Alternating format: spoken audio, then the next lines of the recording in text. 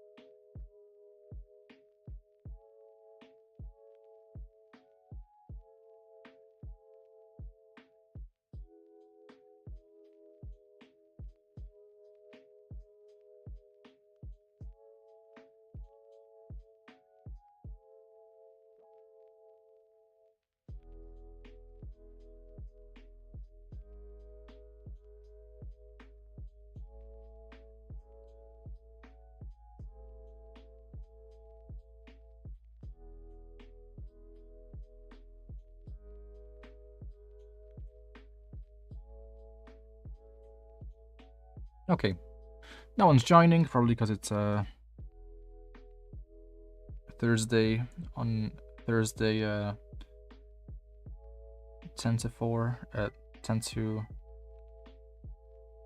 10 to 2, 10 to 2, 10 to 2, 10 to 2. Okay, this is a 4v5 game, so very interesting.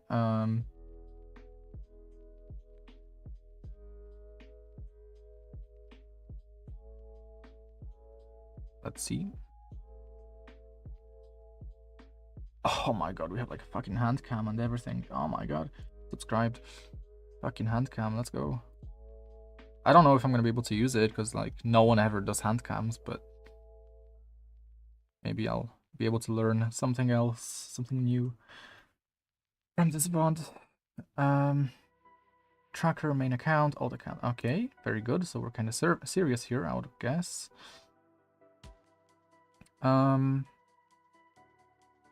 Okay, we're playing Clove. Oh my god, we're playing Clove on our main. That's dreadful. That is just dreadful. Playing Clove on our main. Clove is one of those agents that doesn't teach much. She really doesn't. Like, if you're gonna play Clove, you may as well play Reyna. But if you're gonna play Reyna, you may as well just play Chamber. When you think about it, and like Chamber, now we're talking. Chamber is a good ass agent. Like, now we're talking, dude. So like, or sorry, it's the other way around. Like, if you're playing Reyna, you may as well play Clove. But if you're gonna play Clove, like, why not just play fucking Chamber? Like, it's just the better solo queue choice if you're looking into like just out aiming the enemy.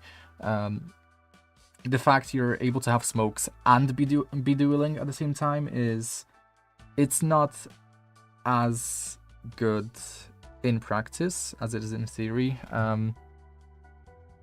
Just because Like, all your utility is just fucking weak, including your smokes now. So, like, you're not able to smoke for normal durations of time, especially now that you're, like, now that Clove was nerfed, her smokes after you're dead don't last as long. It's basically like an old jet smoke when you think about it. Like, that's basically what it is. It's not good. It's not good. Clove was great before her nerfs. Now there's just like a few agents. Like, in the current state of Valorant, there's a few agents that are most worth playing, depending on the kind of player that you are. So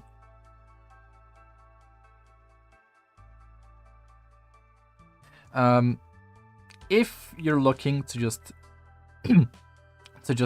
win on your mechanical ability alone, perhaps to get into high elo lobbies faster, then you're gonna want to play agents like ISO. I wouldn't say Neon anymore, but she's still fine.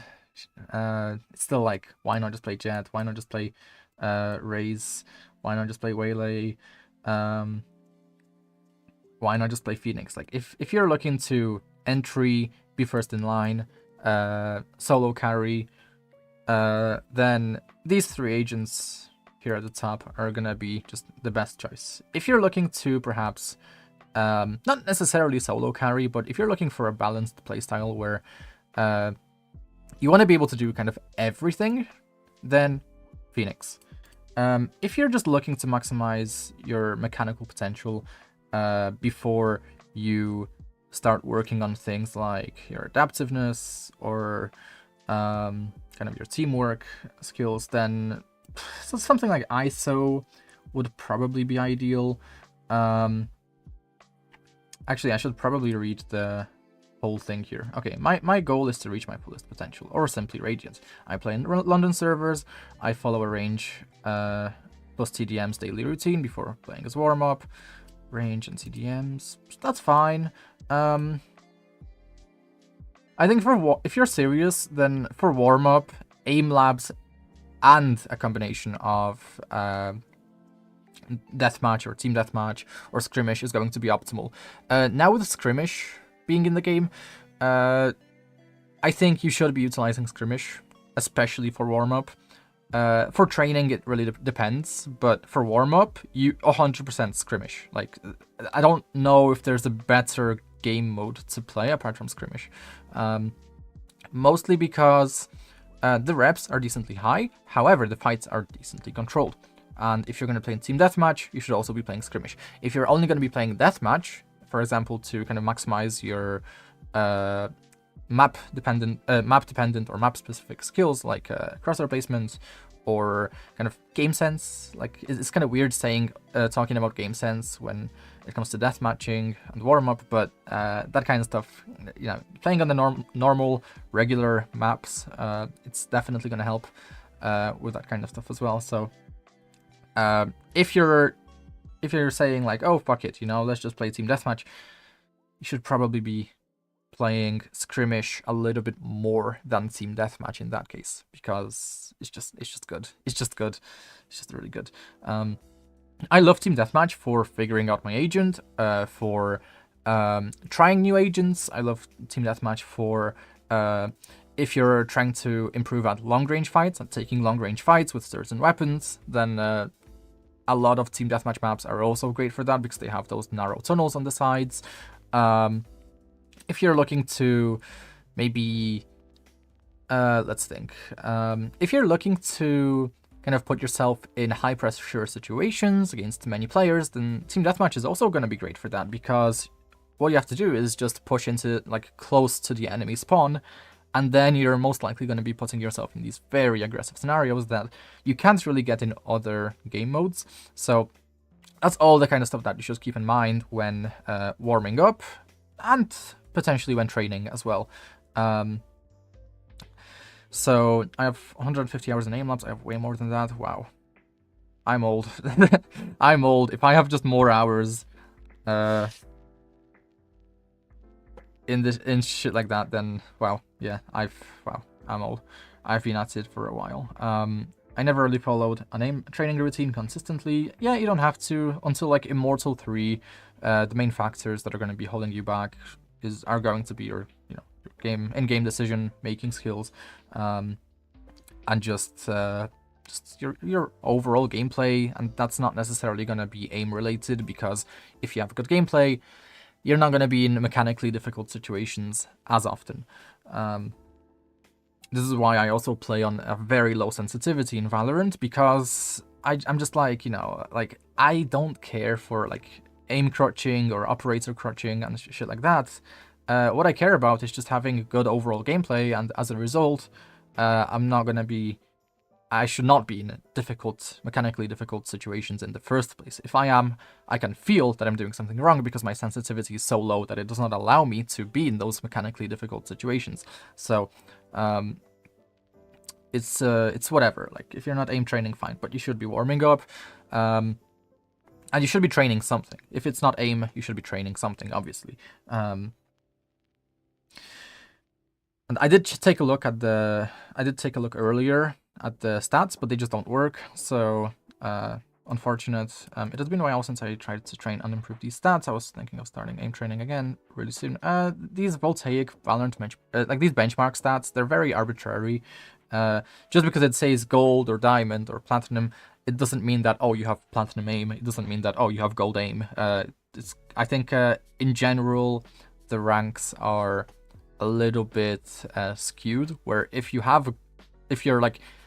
completed like an entirety of gold, for example, and plat, then your aim is actually much higher than gold or plat. So yeah, because it's all like a little bit more difficult for what the rank is portraying, for what the portrayed rank is. But yeah, you're probably not gonna see immediate results if your goal is to get Immortal quickly. If you want to see immediate results, you just need to tweak your gameplay. It's that simple. The decisions you make are gonna most likely have to change. I also started to get into VOD reviewing myself, and I find more motivation to learn and study how the game works. Yeah, it's definitely interesting, especially if you VOD review yourself and you become kind of your own kind of test subject in a way. I feel like that's kind of potentially more fun than, for example, just coaching other players, because if you coach other players, how much effort they put into it, how much time they put into it, and stuff like that, that's out of your control.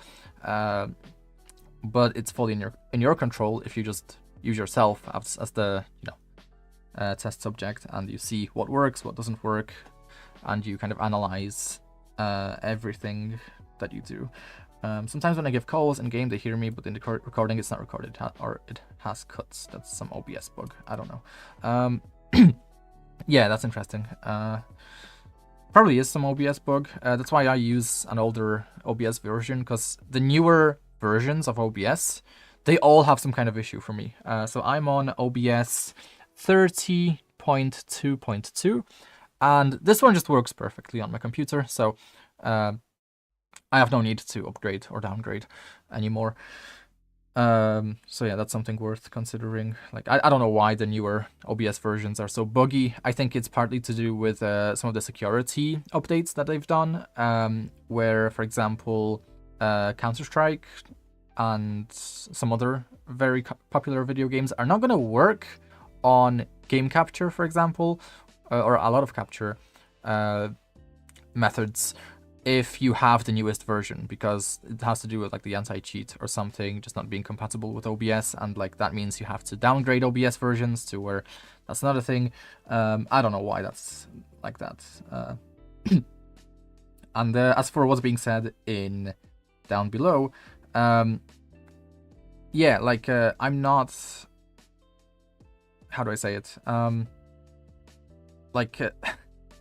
I hate that, like, subconsciously everyone still has this perception that, oh, you need to be a good player to be a good coach, when it's just completely different skills.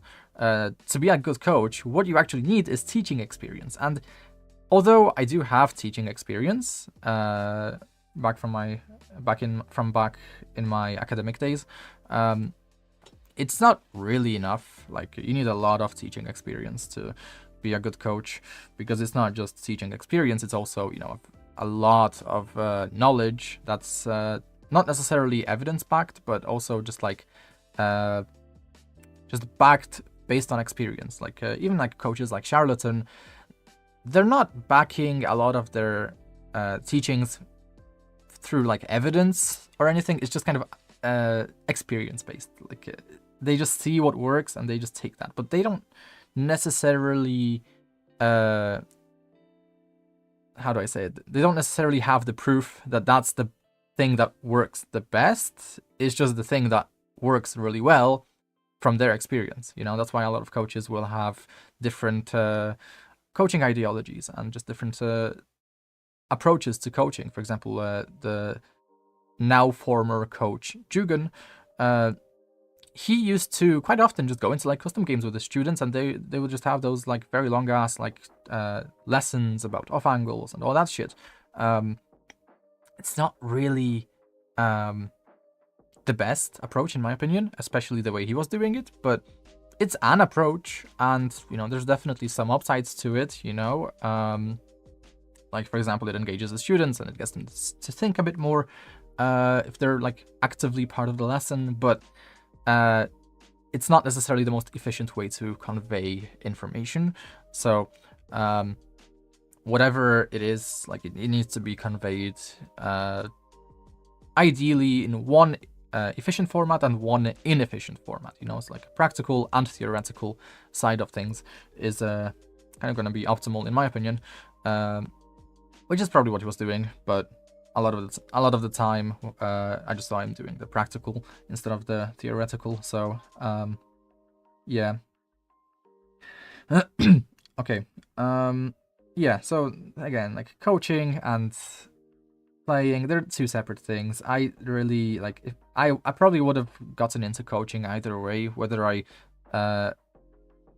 committed to the grind or not. Like I only committed to the Valorant grind because I enjoyed it, and at one point I was able to play my favorite agent, Sova, so I enjoyed it even more.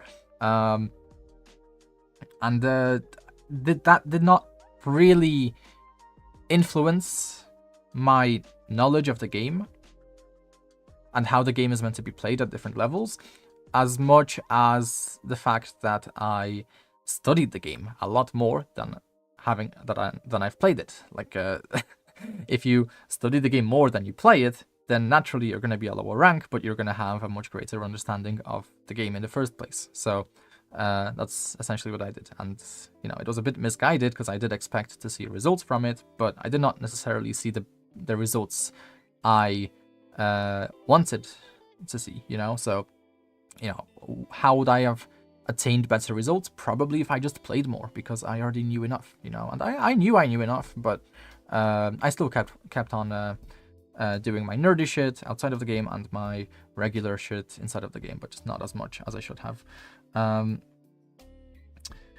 Let's see. I don't know if reviewing a game where he's playing a 4v5 is even worth it for him. It's probably worth it. I mean, if it was a close game, it doesn't really matter.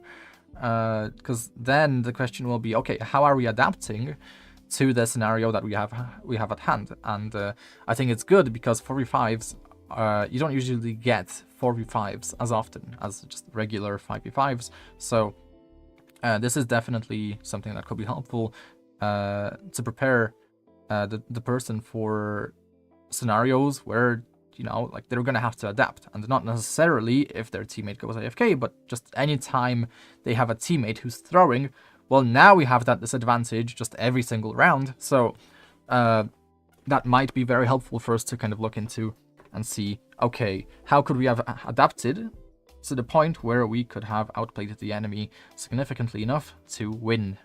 That can really help us anytime there's just that teammate throwing or teammate AFK or whatever.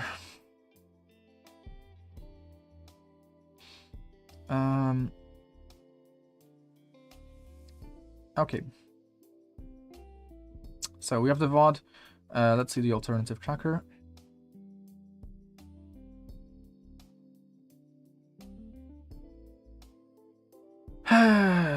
Ascendant 3, nice. Okay, let's see our overall playtime of the account. Overall playtime, 2,600 hours. Okay. Okay, so we're not necessarily utilizing our alternative account as much as we should be. There's multiple ways to use an alternative account. One of the ways is the Woohoodian method.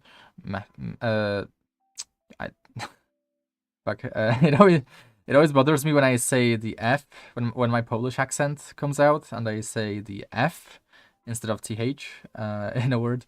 Okay. Anyway. Yeah. So the Woohoodian method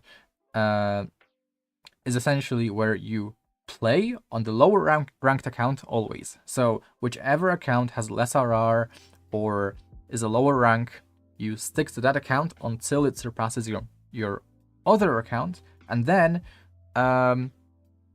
you basically never derank, and you basically don't really have to stress as much about like losing rank or anything. So you're not really investing RR points as much as when you only have one account and you kind of have no choice but to okay, maybe, you know, use one account, or, you know, only use one account for everything. So that would include, you know, limit testing. When you limit test, you usually will lose some rank rating points. So that's what the alt account could also be for, you know. So wait 1 second, I need to change my mouse batteries. Oh my god.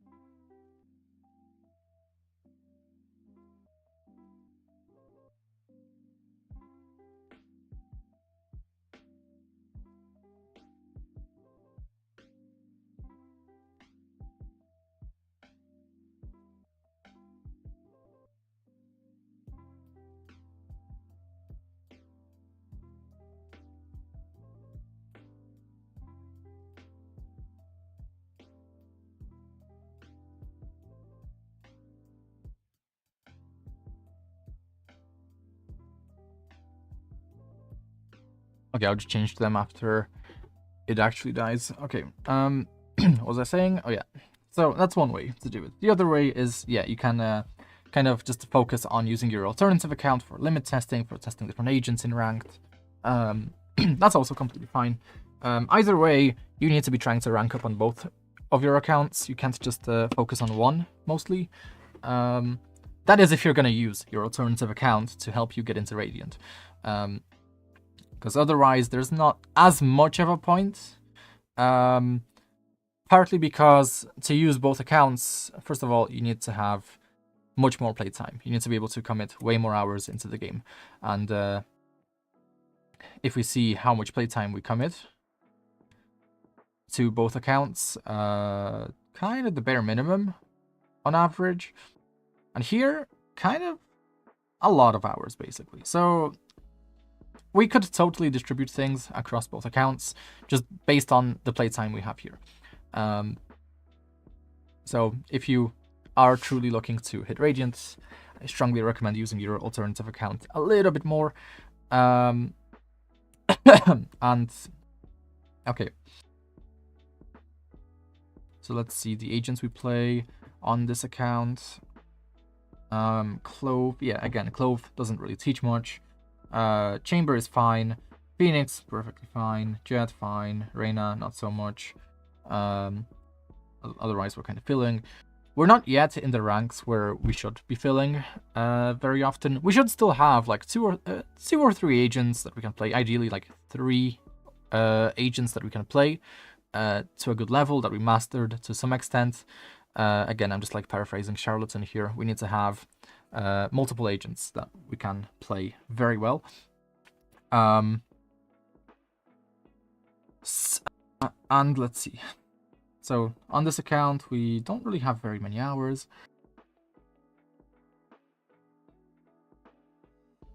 On this account, mostly Reyna. Yeah, Raze seems to work for us. Like, why don't we just play Raze? Raze, again, on Clove, yeah, you're gonna have a slightly higher win rate, but you're just not gonna learn the game as much. Like, that's the issue here. Is like, if you have an agent like Raze that you can play, where you're winning on Raze, just play Raze, dude. Like, Clove is not it.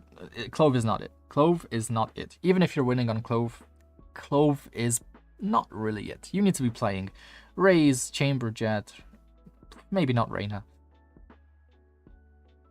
Just because that does help you in the long term, very much so. And again, on this account, we're kind of doing the same thing. We're playing a lot of Clove. If you are going to use an alternative account, you basically have two choices. First of all, stick to your best agents, or stick to like agents you're not as familiar with that maybe you'd want to play. So I'm seeing that you're playing a little bit of Sova here. Just a little bit of Sova. But it's not nearly as useful. We're kind of just doing anything, it seems. We can't just be doing anything. We need to decide, are we gonna stick to maybe one or two agents that we're not familiar with so that we can maybe master them to some extent, or are we gonna stick to our best agents and just master them to the highest level possible? Right now, despite having so many hours in the game, we do not have any agent that we can even call our main agent. Like, our hours are very distributed. There's not a single main agent we really have.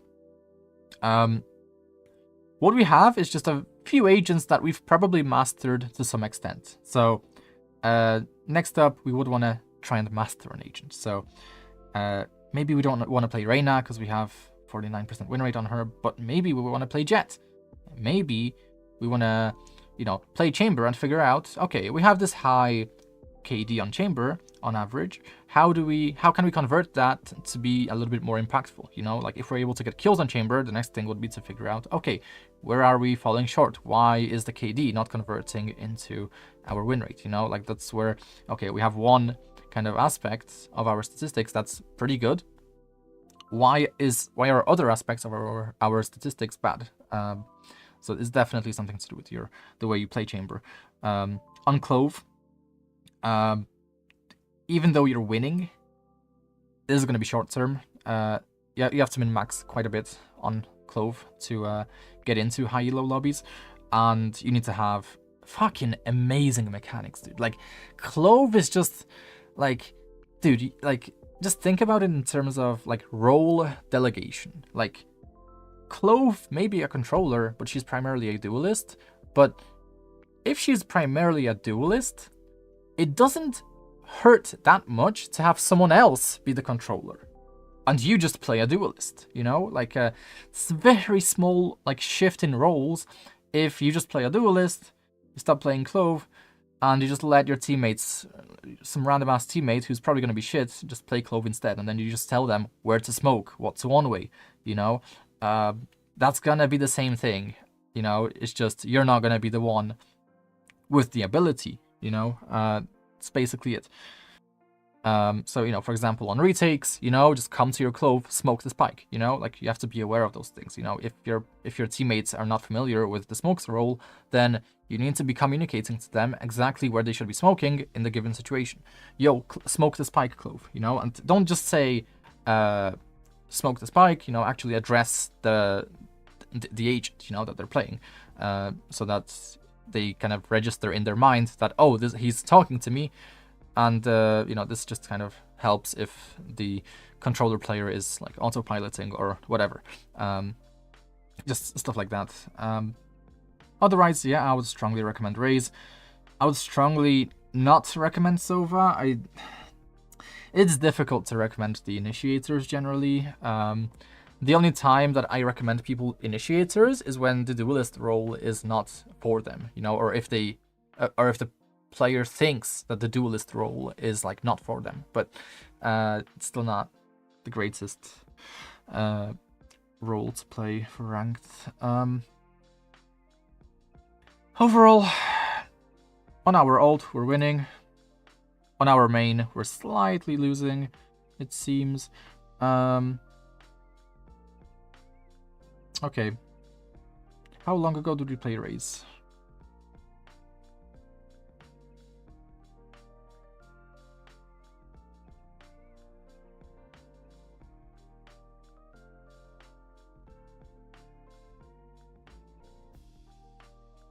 We played Raze 2 months ago. Okay, I don't know why we dropped Raze, because Raze was working for us.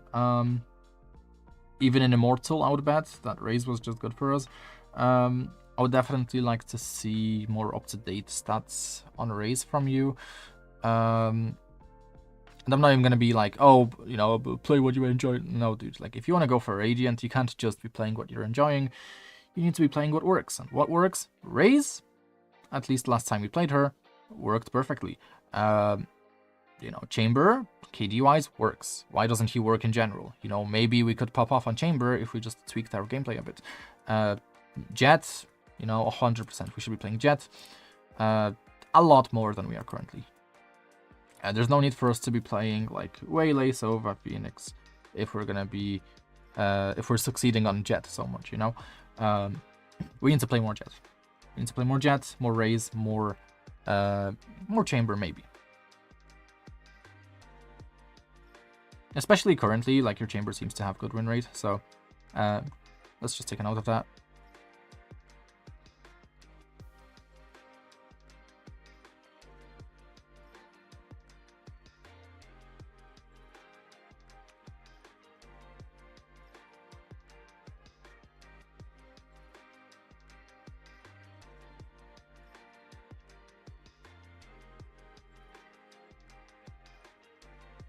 Okay. Let's see, map win rates. Ascent is our worst map, which is interesting. If we are playing Jet and Ascent, it shouldn't be too bad. We're also playing Phoenix and Ascent. Yeah, we need to decide on an agent to play for Ascent. We don't necessarily need to be filling. We're not really filling either, so we're just choosing to play Phoenix and Ascent, I guess. And then just a random Jet pick. Like, if you don't have to fill, play the agent you're going to be the absolute best at. There's no other, like, advice to give here. Just, yeah, maybe you're losing on Ascent just because you're randomly picking Phoenix or Jet, and one or the other is not working for you as much. So...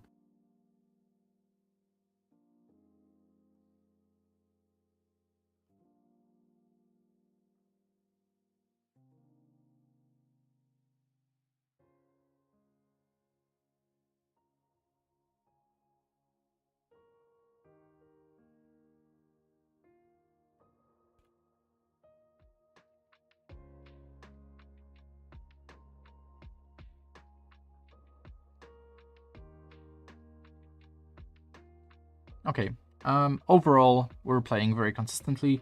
There's a few gaps, but it's whatever. We're playing very little, actually. Like, 1 match, 5 matches. This is okay. It's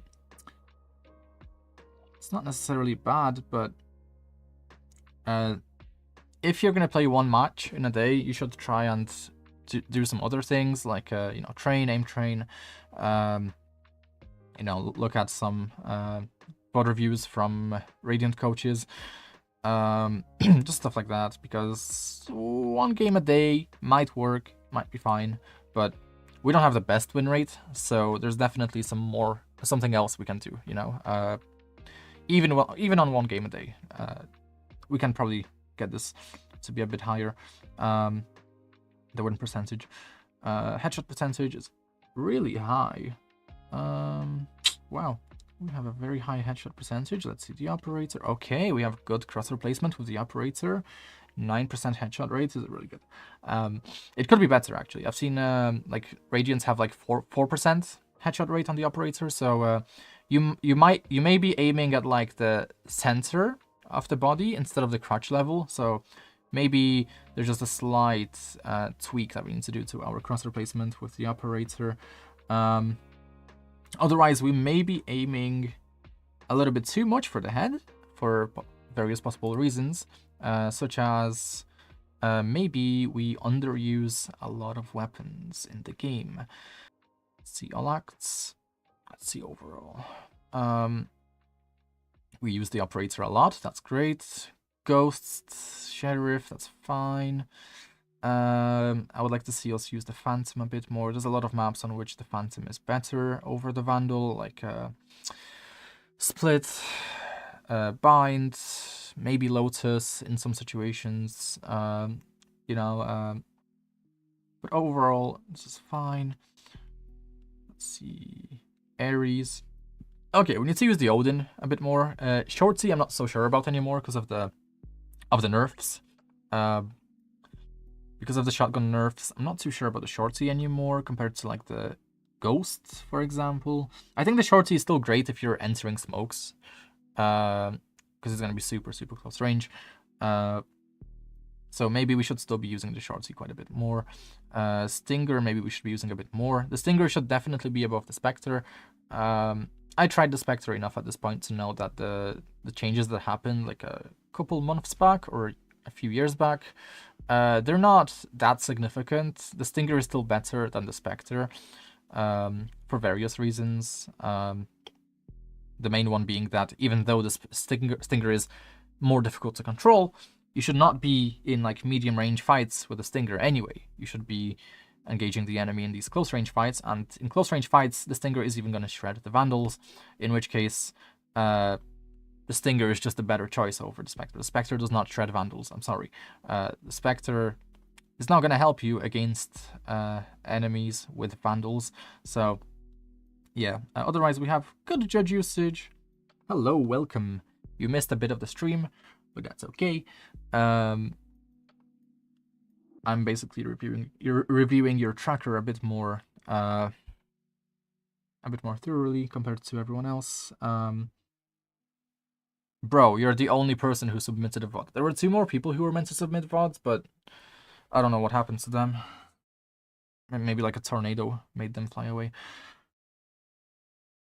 Yeah, I mean, on the right here, you can see the main notes so far.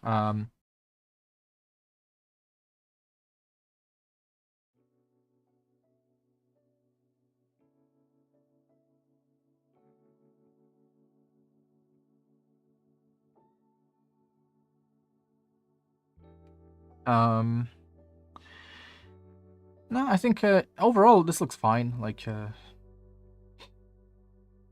yeah.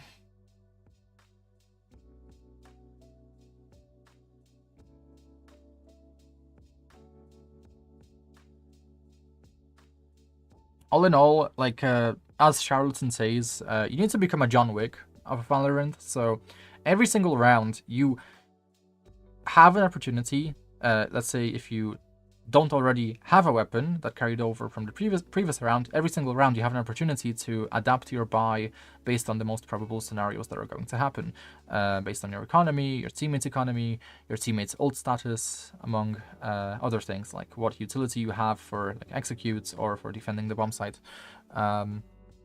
So for example, if you're playing Jet and you're on Eco, maybe after you have more money in the next round, maybe you don't have enough money for a full buy, but you have enough money for like a Judge or a Stinger or a, I don't know, Ares, you know, and depending on the map and the site, maybe a Judge is going to be better over a Stinger, maybe the Ares is going to be better over a Stinger in other scenarios, like on Lotus, a site I really like to use the Ares or the Judge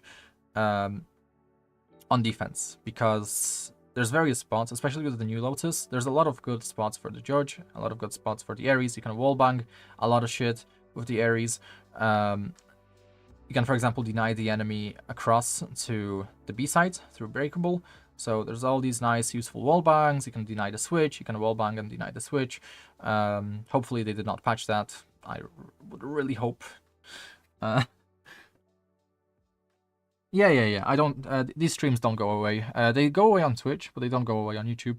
So on YouTube, you literally have all my streams from ever since I started playing Valorant. Not that I expect you to watch through 1,000 hours of VOD reviews, but yeah. But yeah, that's it for this.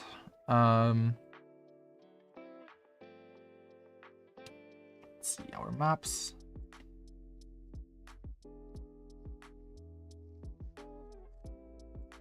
Yeah, like based on this info here, like you can very easily kind of decide which agents you should keep playing. The main point is, actually I need to add this, is that Clove doesn't teach much. Like Clove is a nice short-term agent, but Clove doesn't teach much. The role as Clove is to smoke and fight. Mostly fight. Like, if you just let a teammate lock a controller, you're not losing on much. And if you're gonna let your teammate lock a controller instead, not much changes if you go Reyna or Chamber, you know, and like, maybe don't go Reyna, maybe go Chamber. Chamber is just better. Yeah, I know. Like, I don't... Like, the same is for, like, agents like ISO, where, like, ISO at least has, like, pretty, like, versatile utility for certain situations. Like, I love ISO on Corrode, for example. Like, scaling on ISO on Corrode is just wonderful. But,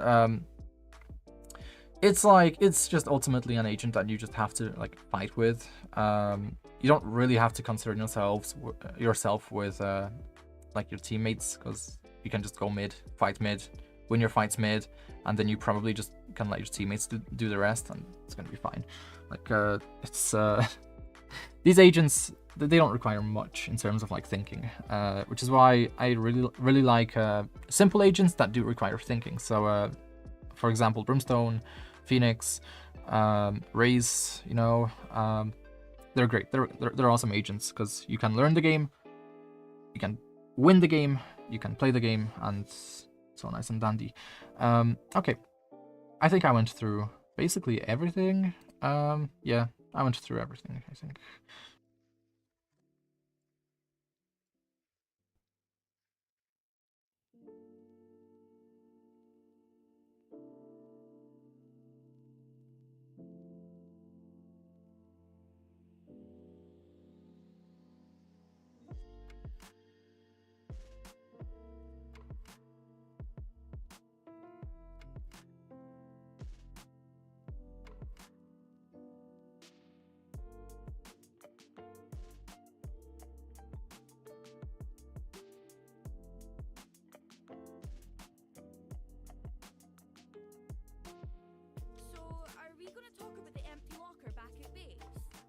The one with the scratched out 8? Anyone? No one? Okay.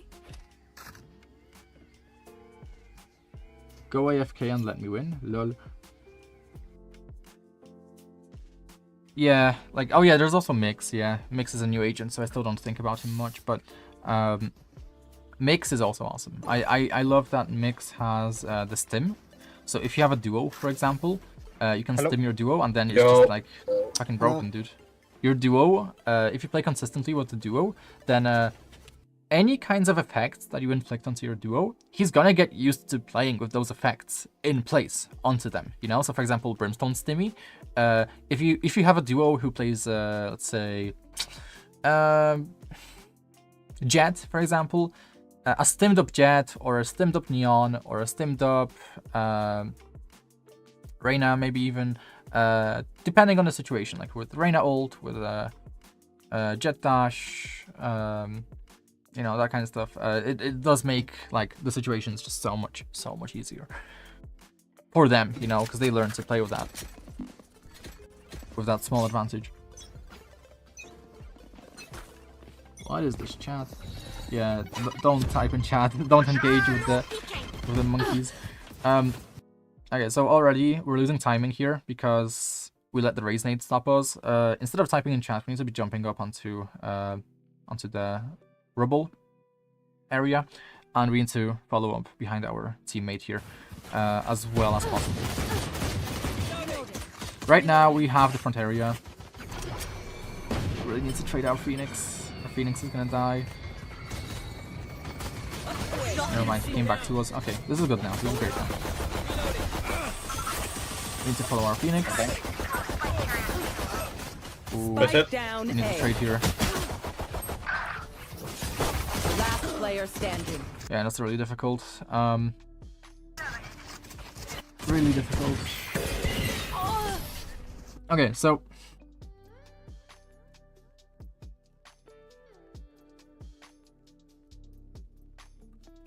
going back to the very beginning, the way players play Lotus is they will fixate way too much onto the A site, and players will be very ready to flood or deny the A site push on a pretty fast timing, because A is just the expected bomb site for people to stack or push. So what we want to do is one of two things. This is the Wuhujin strategy.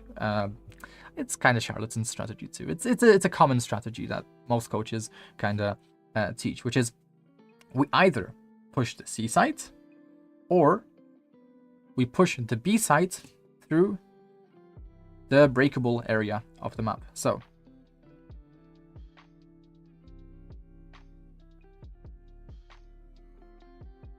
if the enemy has 2 sentinels, you pretty much have no choice but to go B. If the enemy has 1 sentinel, you don't necessarily want to go C, but you can go C. And the reason you can go C is because most likely it's just going to be the sentinel, maybe a chamber as well. And it's very easy to counter chambers playing around in ranked. So you can just push C 3 rounds in a row, fuck the fact that you have a sentinel. Alternatively, you can just kind of go through breakable and go to the B site and play post plant from some really nice position. So for example, maybe you could have like a teammate here playing this crossfire.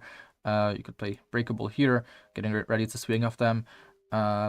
Maybe you can push heaven for a kill. You know, there's all kinds of stuff they can do on pistol that might pay off depending on like your utility. So we play post plant on the B side, or we go C. We don't usually want to go A unless the we don't usually want to go A unless we know that the enemy will stack heavier towards C. Doesn't really happen, does it? Like, just go C. Like, if the enemy does have like Killjoy and Chamber, you know, B is probably the more consistent option. But they don't really have Killjoy. They don't really have Cypher. They don't really have a good Sentinel. So we just go C. Right now we're, you know, like, even though there's 2 enemy players here, like, another 2 are very fast, are in a position where they're going to be rotating very quickly to the A side. So you've already kind of lost the timing here to get anything done. Ideally, Phoenix on this timing should have pushed out through the smoke and tried to isolate a fight here onto the A side somehow, but that's obviously not going to happen. So the next thing is we just make noise and we go back C. And that's going to work. That's going to work, you know, basically faking the A side, maybe opening the switch, maybe opening the tree switch so that we can establish our presence even more. But whilst we're doing that, we're coming to our teammates, we're communicating to them to go to C, basically. Because this is already a bad plan, basically. Very bad plan, consistency-wise. And like, look, like already, like we're not even past 3 and everyone's already rotated. So, you know, just go C. You know, like you can expect these timings because it's round 1 of the game. The enemy does not know what to expect, but they will assume that a fake is not going to happen. It's pistol, so everyone's going to fast rotate, at least if they're good, right? So good players fast rotate. Bad players will stick around even when they have no reason to stick around on a bomb site. So look, like C is completely free. We could already be on the C side or halfway to the C side. Maybe we could have taken care of the flanker at the same time, and then we would be up in numbers instead of down in numbers because our jet is low on HP. But yeah, not a good push, really. Whatever you decide on, just don't decide on A, basically. Last player standing. Not in these like first rounds. We need to like condition the enemy to like not fast rotate, or we need to have some necessary reads to make it justified to push the A side. Show me where to go. with them having Resonate, it was especially bad because like even though we can kind of go around it thanks to the breakable jump up, it still stalls us. It still makes the timing much worse. So if our Phoenix did push out further, we wouldn't be able to trade him, and so the Resonate would have just fucked us basically.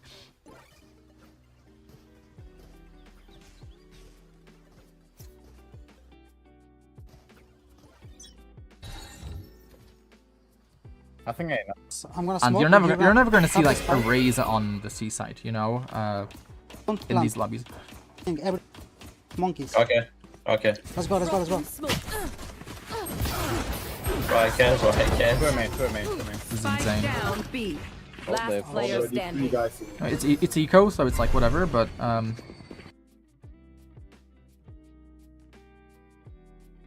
these are not eco smokes. You're gonna It's have a eco, but we spike. don't have eco smokes placed down. Don't plant. Every Nah. monkeys. Okay. Okay.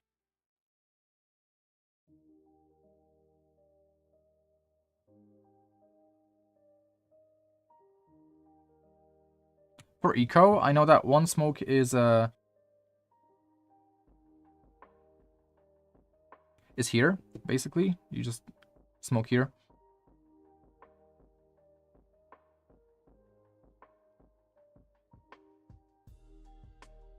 Not too sure how exactly, but yeah, you smoke that.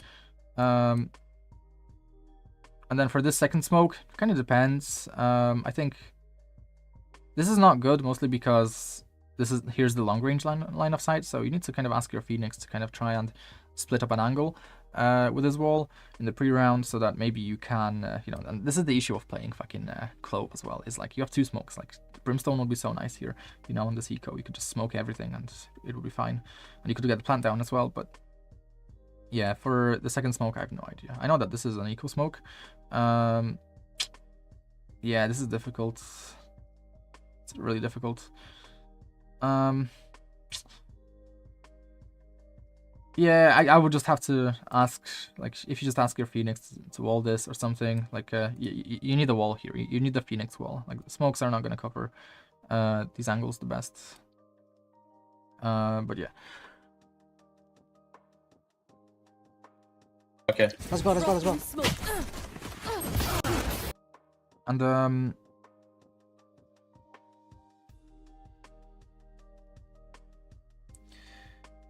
our Killjoy lurking is also kind of troll. Our Killjoy? I can, so I It was our Killjoy, right? Yeah.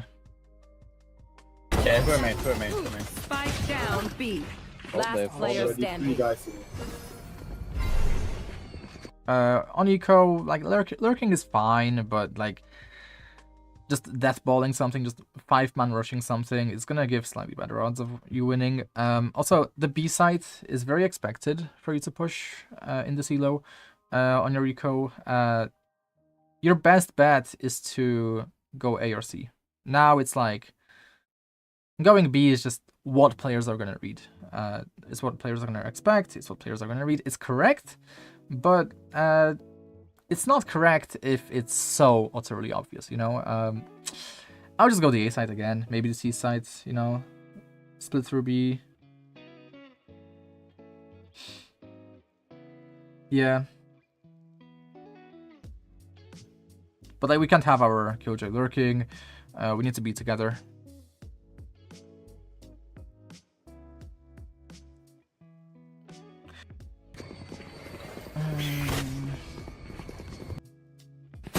Yeah, someone needs to call it, yes. And giving calls is very Alright. important in ranked because your teammates are not going to give those calls. First of all. Second of all, your teammates don't know what calls to give. You need to be the one who knows what the calls are that needs to be given. In the pre-round, especially early into the pre-round, towards the middle of the pre-round, and not towards the end of the pre-round, because towards the end of the pre-round, we've already established where we're gonna go, and changing up plans last second. Remember as an is just outlaw. not good.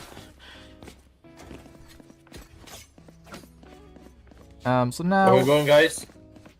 Let's see what they do. Let's see what on A, and then if there's nothing, Okay. if not much on A. They're smoking C. defaulting is fine. I think they're over the place. There's a one outlaw in their main probably.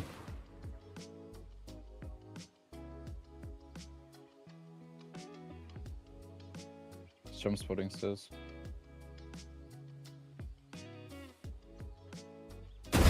Down you go. Nice pick. Go. Chamber potted away from C. The chamber TPs. Anyway. Yeah, chamber TP on B. We can go C maybe. No, we can Reloading. go. We can just go A, no? Okay. If you want. I think Yeah, they like, are you can all come A. Raise the stairs, I'm holding stairs. I'm holding stairs. I wouldn't stand on the on angle. This is an on angle here. Even though there's a smoke down, this is still an on angle. If that's me behind the smoke, you're probably dead here. And the reason you're dead is because I would have an Ares and I would just spam you down this line. Even if I can't see you, if you're standing in the most common angle that players stand in, I'm gonna spam you down. So that's kind of what you want to avoid here. You can go wider, you can go more to the left here, or you can just play with your teammates. You know, One you're up in was numbers, Marshall. go through tree, play with your One enemy teammates. remaining. Flawless. Nice. Nice. This is fine. I think they rotate very fast. I'll just go A again.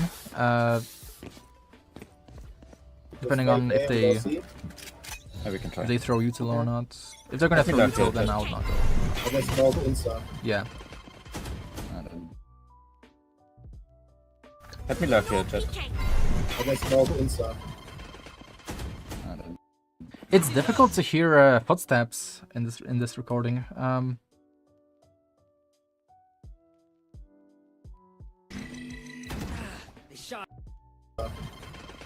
Okay. Let me lurk here, Jet. I guess smoke inside. Yeah, so I can hear at least two, personally, but it's something's up with the recording. So if that's me in this position where you were, I'd be able to hear like at least two footsteps consistently. But that's I don't know what settings you have, but you should be able to hear that there's two or three basically. And yeah, just go see. Like, if the enemy hard pushes the A side, they hard fight for it, just go see. It's a You know? Razor Sky, could be one more. Placing I think alarm three. bomb. Guys, I only have one smoke. I'm gonna smoke city. Stop the smoke. Nice. Ooh. Okay, as we're scaling, we need to be ready to throw our utility for the execute. So throwing our medal towards the bend would have been perfect. Throwing our medal towards the pillar would have also been perfect. We kind of just didn't do much on the execute here. This is fine. This is fine. So personally, I just use pure stereo. So I turn off like audio enhancements in the system settings. I turn off surround sound. And in Valorant itself, I just use the standard headphones preset, just regular stereo, with HRTF enabled. I think Charlatan says to keep it off, but it's a really personal preference. It just depends on what your ears can get used to. If your ears can get used to HRTF, keep HRTF on. If your ears can get used to like regular pure stereo. Okay, so with Chloe, you're really into min-max timer on. Yeah, that too. I think I already talked about it at the start of the stream, where like Clove is basically like Clove's smoke duration is really shit. It's like it's better if you just don't play Clove really. You can get way more value done if you don't have like one of your utility slots taken up by smokes, you know. Playing full Duelist is just gonna pay off more.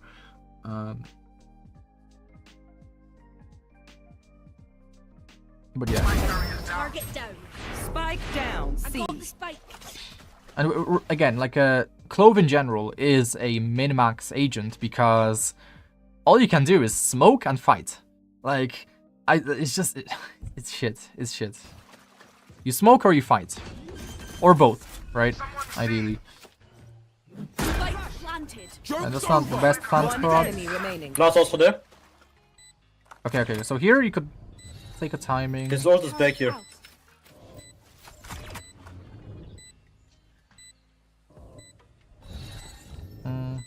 Okay. I mean, you win the pulse plant anyway. Good spam. Last player standing.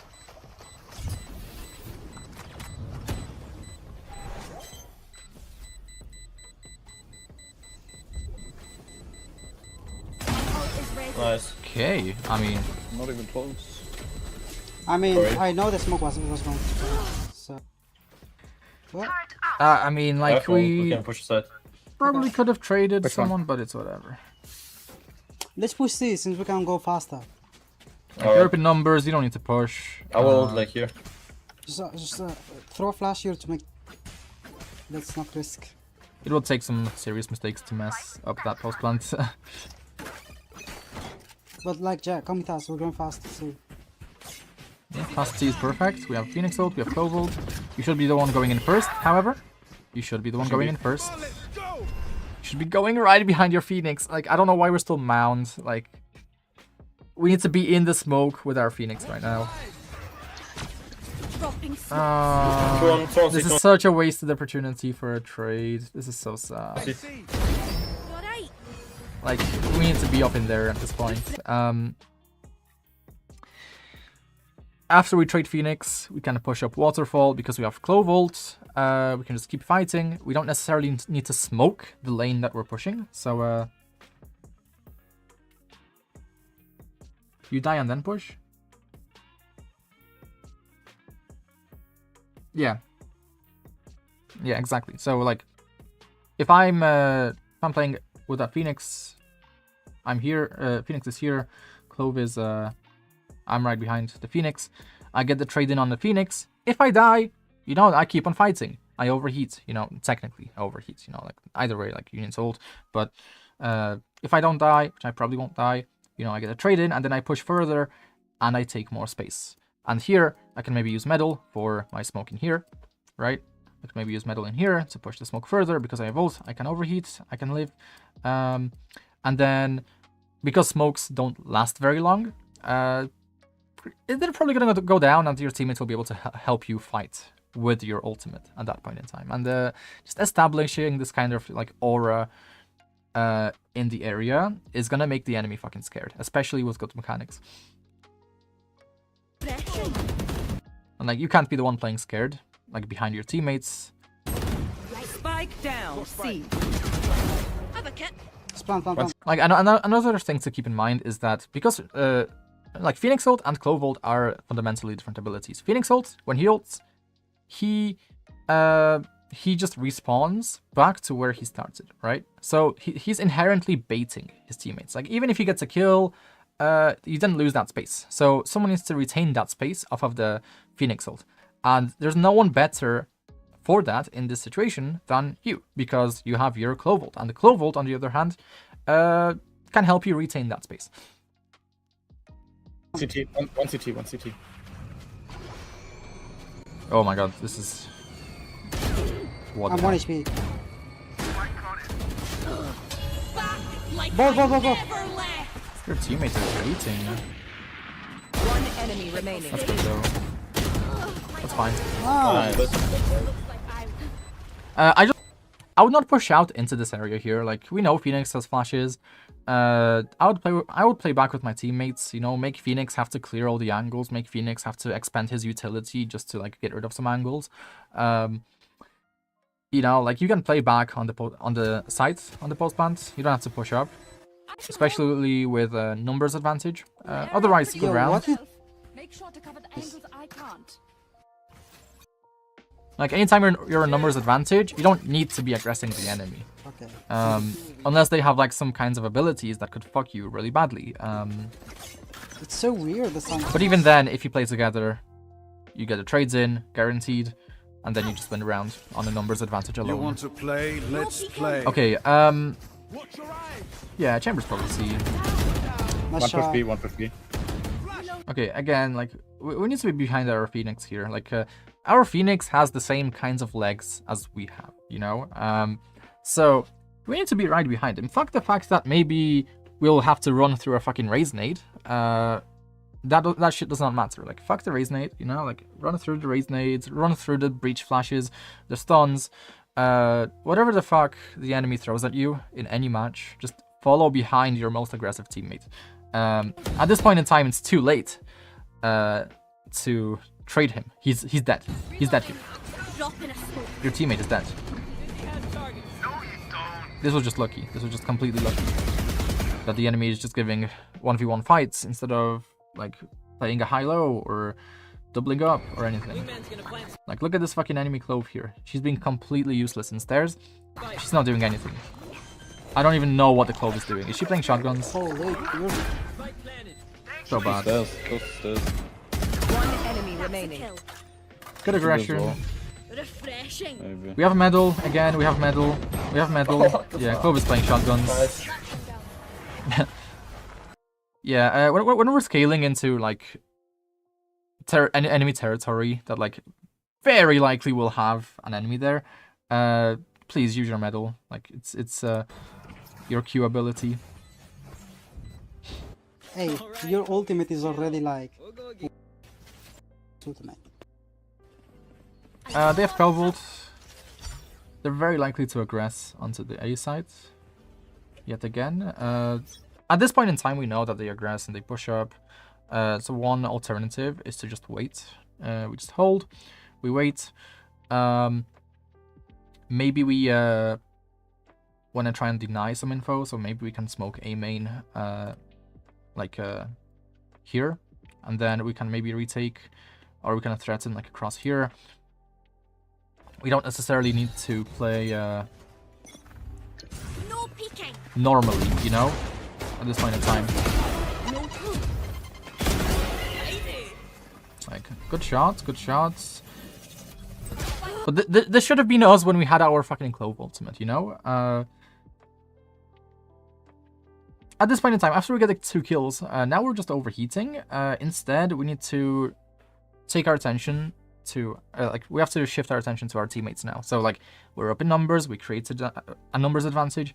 Now, the only way we can lose this round is if we give up that numbers advantage. So, you getting 2 there and living would have been the ideal scenario. And after you stay alive, you tuck, you wait, you chill, you look at your teammates. Are your teammates swinging? Swing with them. One more on the left.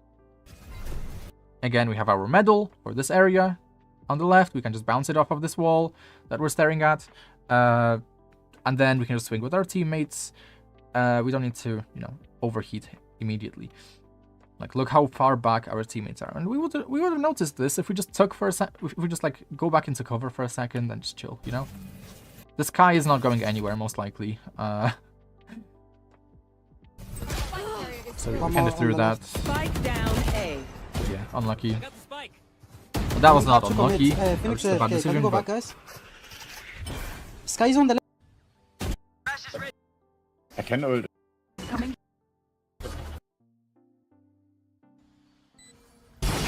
Bad for them. I really do. Out. Nah, if we we don't can have get to. Okay. okay, the enemy has strong ultimates. Let's just start with the goal. I think This is gonna be a difficult round for sure. Your best bet is to now initiate some kind of consistent strategy. So this could be defaulting, this could be info gathering, this could be just rushing. Because you're down in numbers, the number one goal will be to even out the odds before committing to any more risky situations.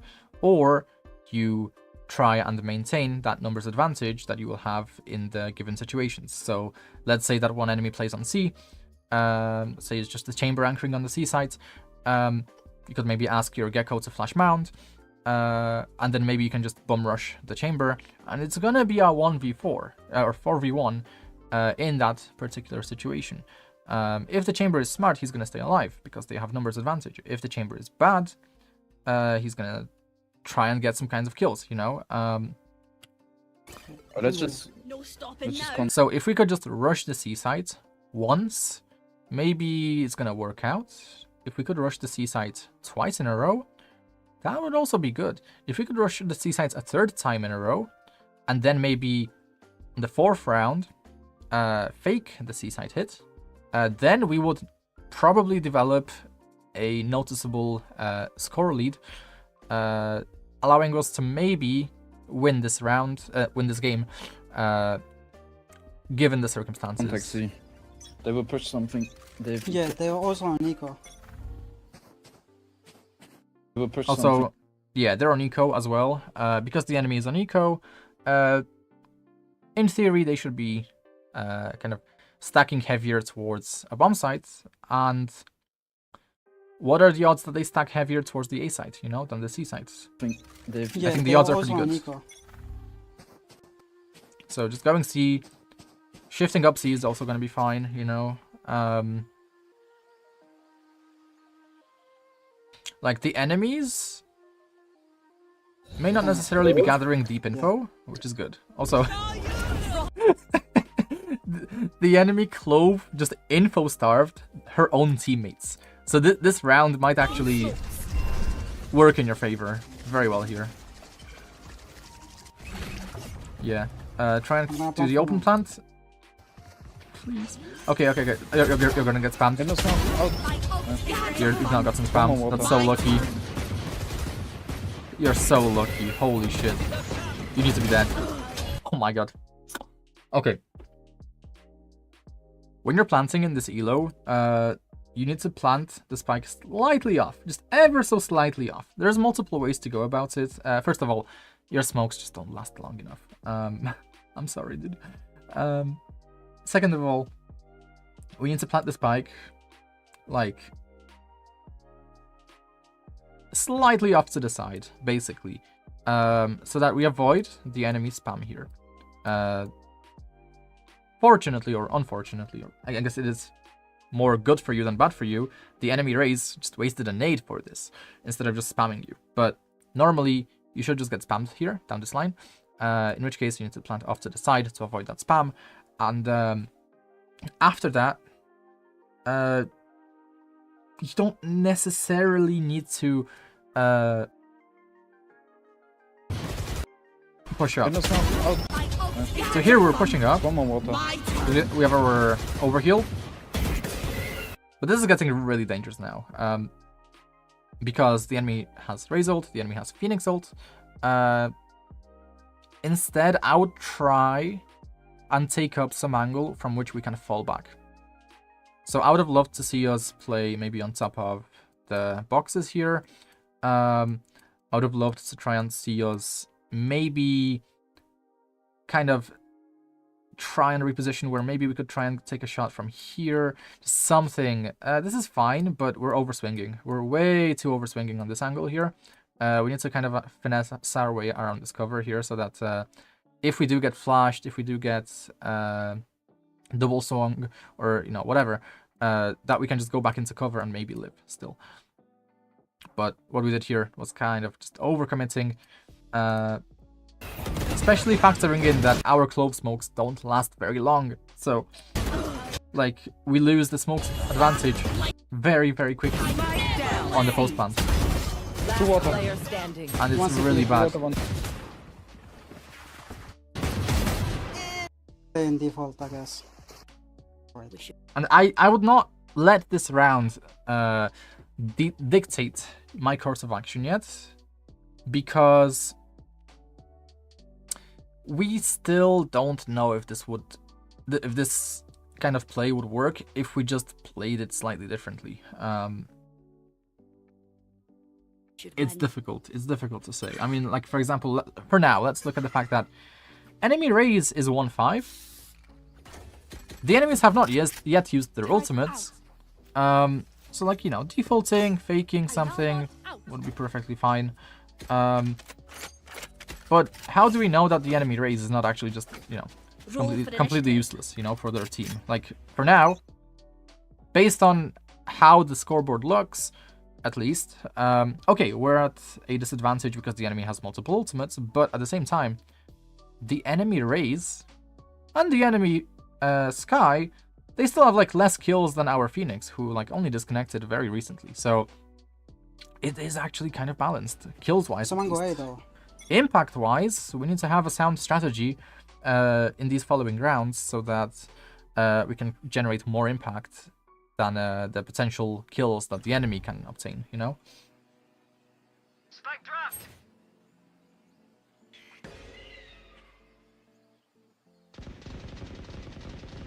Okay, clearing everything. Oh, wow. 1 HP. Let's go. Very good. Very good. I would try and... So... It's fine, I guess. I don't know about shifting it, but... If we saw the enemy's economy, let's see. Yeah, so we can expect the chamber to be here. You know, normally, we should expect the chamber to be in this area of the map. In which case, yeah, like Someone go A though. he can't really buy up, so this is fine. Very safe, slow peeking. I would try to jiggle a bit, maybe. I would try and kind of make it not where I'm like jiggling constantly in one direction. I would have to demonstrate it. Maybe I'll just post like a or link a clip. Maybe I'll link a clip.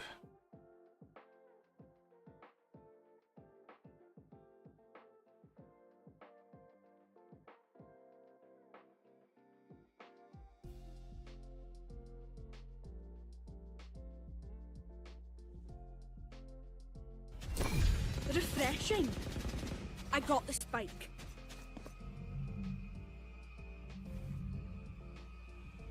I've got your trail. Enemy spotted B. But there's like 3 towards B. Go, go, go, go, go. Okay, I'll smoke stairs. No Take the spike, peeking. Gecko. Spike drop. Clover's B upper. In a smoke. Sky ceiling and Phoenix B upper as well. One upper, One one heaven, upper. one heaven. Enemy spotted A. I have his stairs. Got breakable. Breakable is open, okay? Yeah, one's breakable. Spike down A. Ooh, okay.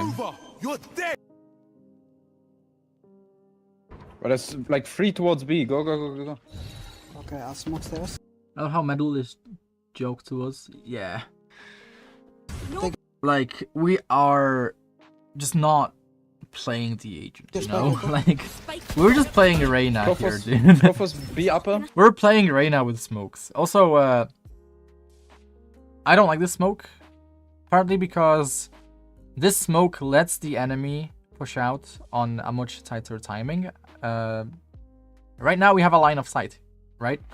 But now, with the smoke up, Sky we don't really have a line of sight anymore. The sky could be like the thing this smoke helps us with. If we want to spam to deny the peak, but we're not Healing, spamming yeah. to deny the peak, so this doesn't do much for us. And it does quite a bit more for the enemy because now Phoenix B upper as well. One upper, one heaven, upper. one they heaven. can literally flash out on the fastest timing. Spotted A. Instead, if you want to smoke that, which I don't think you should, you want to smoke it a little bit deeper. Kind of so that it's flush with like the back instead. But even then, it's kind of iffy. I don't think I would smoke this in the slightest. It's really not a good smoke. You want to see into it so that the enemy cannot cross as easily. And if you throw the smoke even more off, which you almost did, is you're going to have something like this, where now the enemy could come out just from the side of the smoke, which is even worse, because now the enemy could come out up here, and this would just totally fuck you, essentially. And that's pretty much what they can already do when you think about Sky it. ceiling So, and Phoenix B upper as well. One upper, One one heaven, upper. one heaven. Enemy spotted A. I have his stairs. also, this is a bit of a... I'm a bit confused here. Why are we not pushing 3? Clover's B upper. In a smoke. Why are we Sky not pushing ceiling 3? and Phoenix B upper as well. One upper, one One heaven, upper. one Okay, heaven. so we're low HP. Okay, but we need to ask, as your teammates are pushing, to clear 3. You know, like, because you're almost in an ideal situation to where like you can pinch 3 from both sides, but you're just not coming it. You're not coming.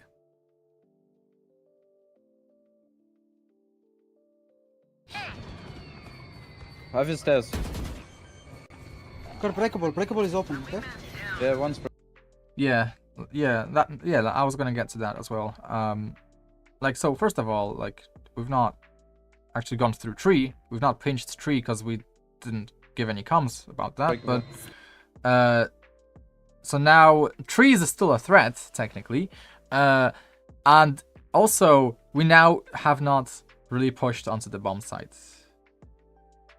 Spike down A. So it's good that we got traded, but I think this was pretty lucky that our Jet doesn't entry the bomb sites for her team.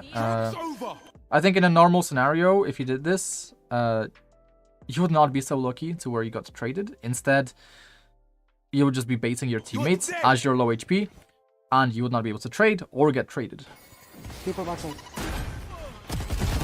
But at the same time, there's another protocol to keep in mind, which is if we're low HP, typically it's better for us to be the one who's getting traded. We want to push out. Since we're low HP, we're not going to win our fights anyway. If, for example, we want to trade someone, there's a good chance that the enemy will spray transfer onto you, and because you're low HP, that spray transfer that the enemy might do onto you when you try to trade your teammates is gonna be, you know, pretty fucking easy, because it just takes one bullet to kill you. So instead, you want to try and be the one who diverts the enemy's crosshairs and then have your teammates trade you. This way you're going to serve as an info drone, and you're going to serve kind of, you know, as bait, as trading material. That's going to be much better than Enemy remaining. Heaven. Last player standing. just sitting, like, literally fucking rubble. Also, my mouse battery died. Shit.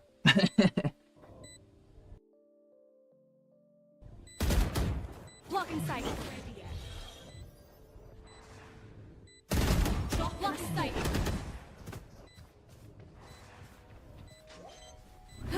I'm letting it play because my mouse battery's died and I'm looking for my adapter. Oh my. Clutch.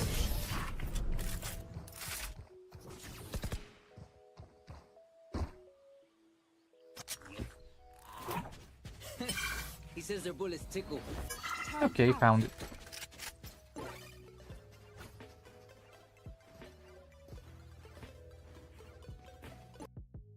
Okay, let's see the enemy economy. Okay, our economy. Okay, so the enemy can basically almost full buy.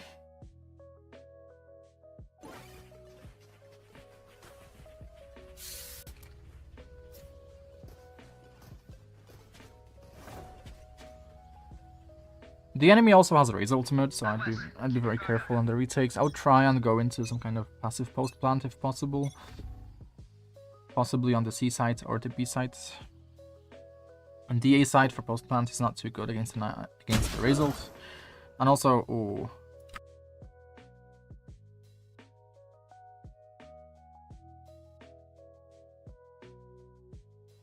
So we're basically doing the same thing here. We're doing the exact same thing. So the enemy will expect you to do it. Instead, we want to change things up. How can we change things up? We can change things up in various ways. If I just find my mouse. Don't tell me the battery I used is dead. Shit. The mouse I used is dead. The battery I used is dead. Bro.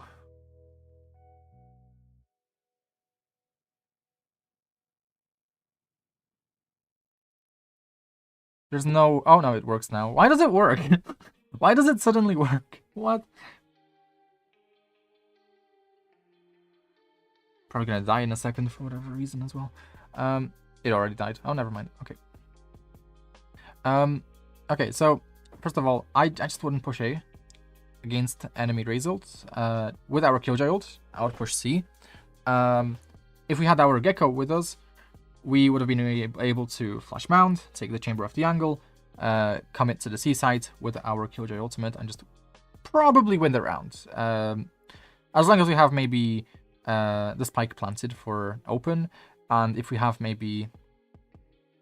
If we maybe aggress holes, or we have our Killjoy molly the gap. Did my mouse battery died again? Okay. I don't know which batteries I'm using here.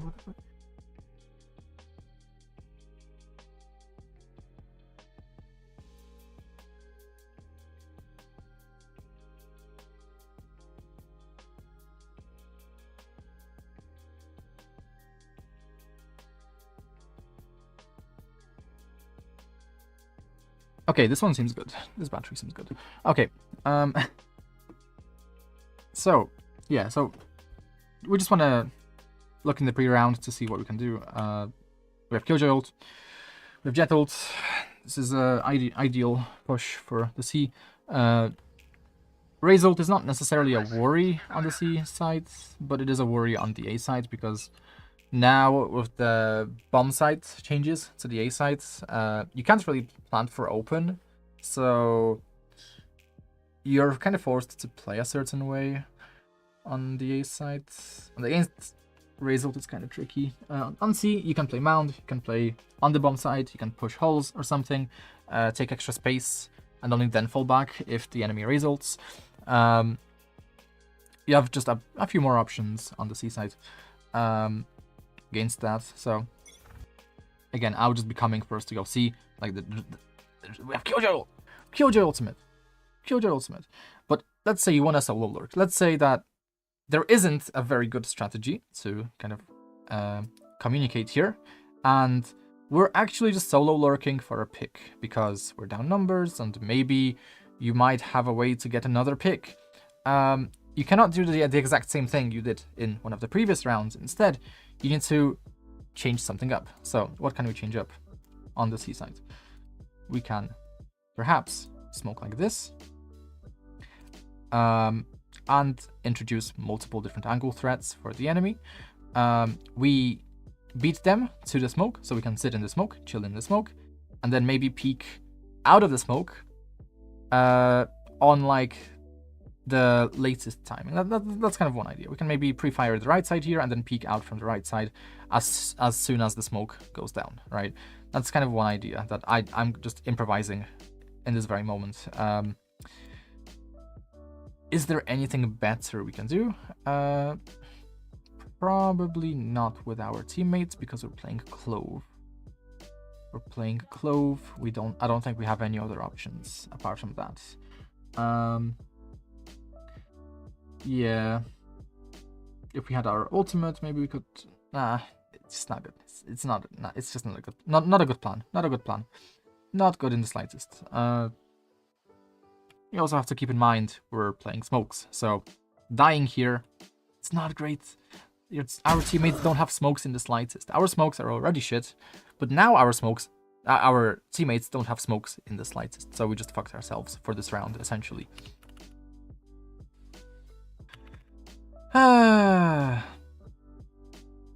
If you win this round, it's gonna be a miracle. Like, the enemy is just bad. If you win, yeah, there we go. Yo, chamber is always throw a flash, Gecko. Good comms. Good comms. I'm gonna open. But after we make him TP, what then? Okay, we make the chamber TP. What are we gonna do with the fact that the chamber teleported out? Are we gonna maybe commit to the C side? Or are we gonna fake it? So they could peek. Are we gonna default? We don't need to be here. I missed. Also, wallbang. angles disadvantage. The enemy might be able to see us here and wallbang us if they push out, which they didn't, but.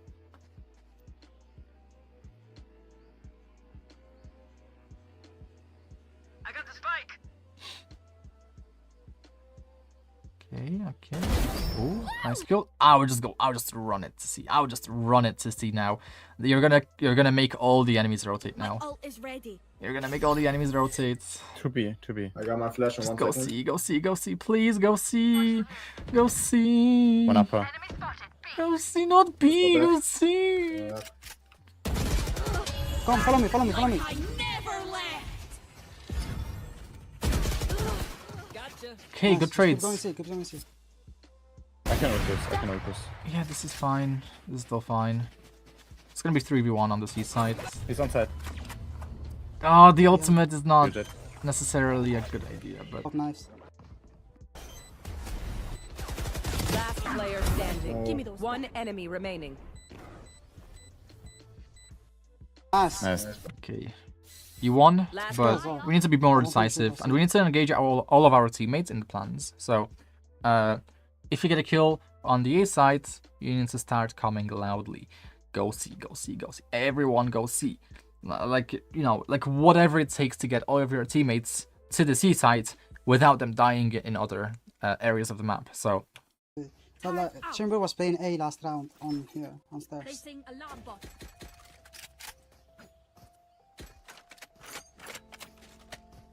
but overall, this was sloppy, but it was good. It was sloppy, but we ended up making the right decision.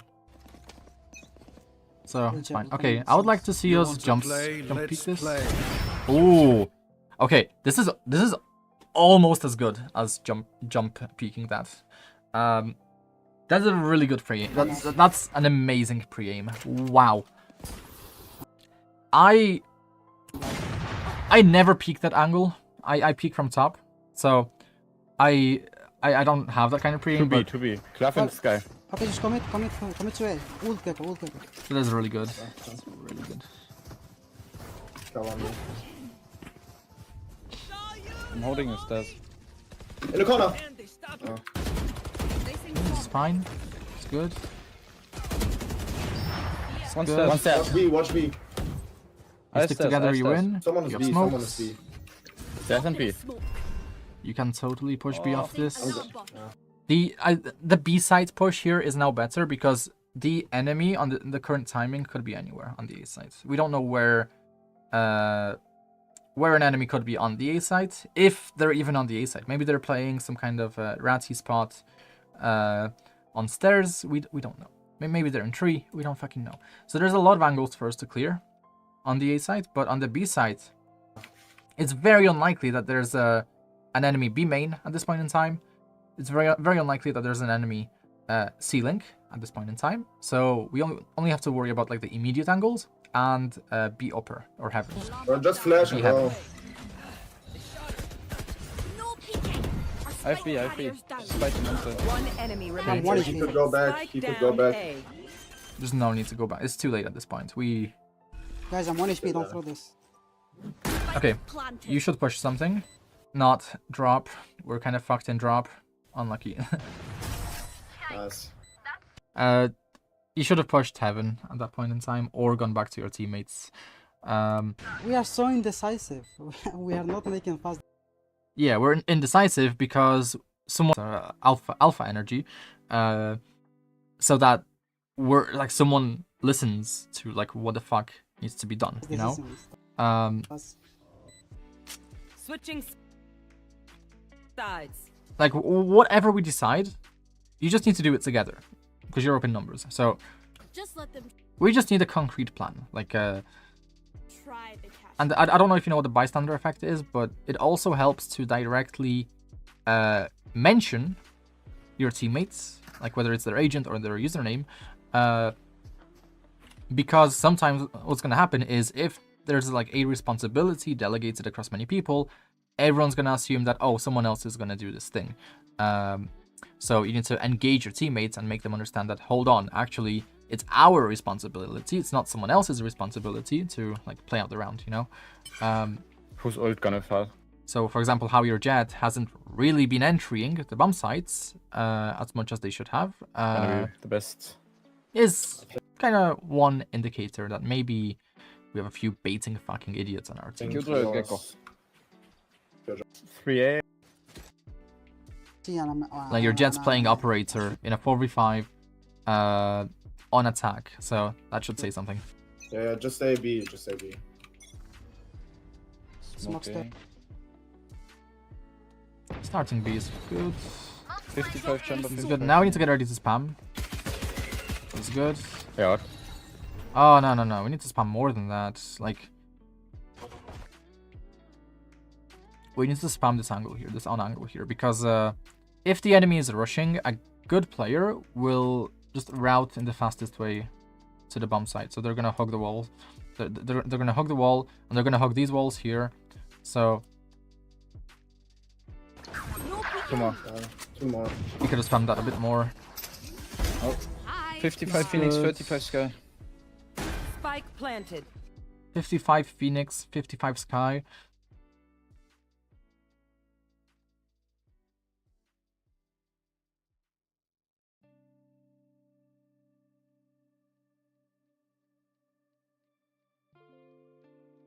55 hamburgers, 55 med french fries, 55 tacos, 55 SM hand pies, 55 sodas, 55 tater tots, 55 pizzas, 55 chicken tenders. Okay. That was not funny. I regret my life. Enemy spotted. A. One enemy remaining. Okay, good. Good. Very good. It's fucking animals. All they wanna do is rush and push. I mean, yeah, it's 4v5. Of course, they just want to rush. So, if it's 4v5 and the enemy is attacking, the only way that the enemy should not be playing is in a way that separates them from the team and does not guarantee trades. It was a deagle, right? Okay, here. Which means that they should always be playing together, or almost always playing together, and just overwhelming you with numbers. Because as defender, you're not gonna be all playing together. You're not always gonna be stacking the A side or the B side or the C side. So you're always at a constant numbers disadvantage. And that means you're okay, fucked. guys, this is the most important round. They will probably force to play. This means you are fucked. What does that mean? If you're fucked, you need to push. To play with the numbers advantage. If you're at a numbers disadvantage, you need to push. So we need to be taking the A side. Also, didn't we just win this round? Why are we buying shared? We gotta be really careful here. Why are we buying shared? Let's play the same. We need to buy Outlaw or something, or Bulldog, or I don't know if. Okay, we need to fight for A. We need to fight for A. Like, oh my god, everyone is so lost. So here you just need to fight for A. Like, it's fine to not play for A, but if you're not gonna play for A, you need to figure out a different way to win the round. If you're not gonna take the A side with your Gecko, with your Medal, with your Jet, then how are you gonna play against the enemy if they reach the A main area and they threaten a split push onto the B side or a split push onto the A side through tree and through main?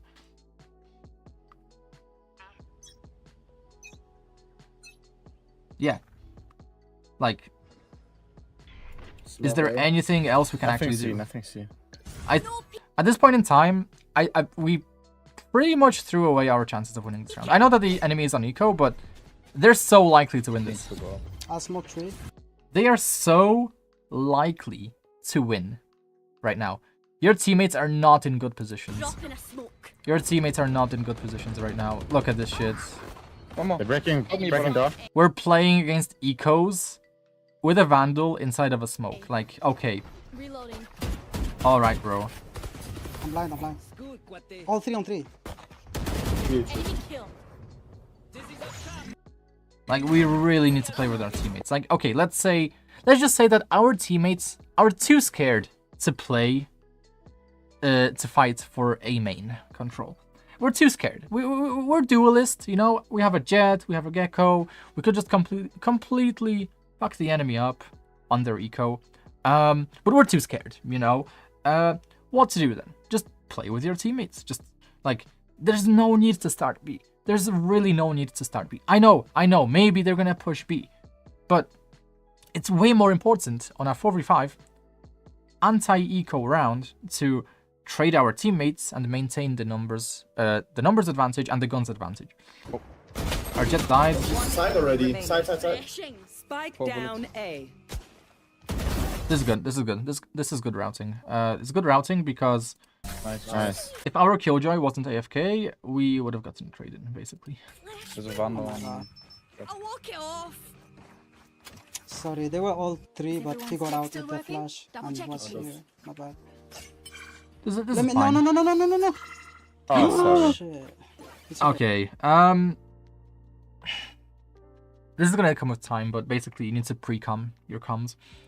Like it's pre-com. Funny joke. So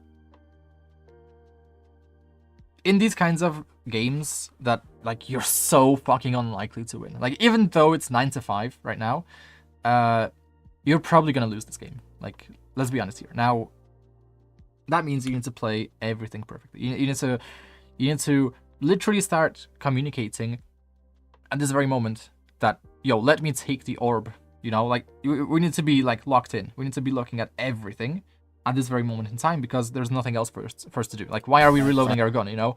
Like, why are we reloading our Vandal right now? Did you know that the game is gonna reload it for us after this round ends, after we get teleported back to spawn? So what can we do instead of reloading our weapon? We can look at our ultimate status. We can communicate as quickly as possible so that our teammates don't fuck us in some ways, you know, like whatever the way could be. And that's one of the ways, you know. We got fucked by our Killjoy taking the old orb. I'll walk it off. Like, sorry, they were all three, but... we're skin hunting. We're skin hunting. This is not important. This is not important. Hunting for skins instead of making a fun. Flash and was here. Not bad. Yeah, the past round just does not matter in the slightest. You need to look at what you can do in the moment. Like, what can you do next? We can. No. The realization that you're playing with monkey fucking idiots on your team. The fucking realization. They just clicked. This is the moment when it just fucking clicked. Oh my god, this is just insufficient playtime, really. Like, you just need to play more Valorant to know that this shit can happen. No. So funny. Oh, sorry. Shit. What is her ult progression? 3-9. Oh my god. Oh, okay, again, fight for A, fast rotate through B. At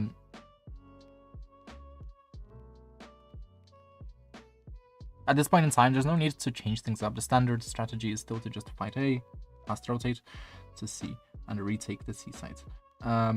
If we take the A main, we can then rotate in a relatively fast amount of time through the middle portion of the map.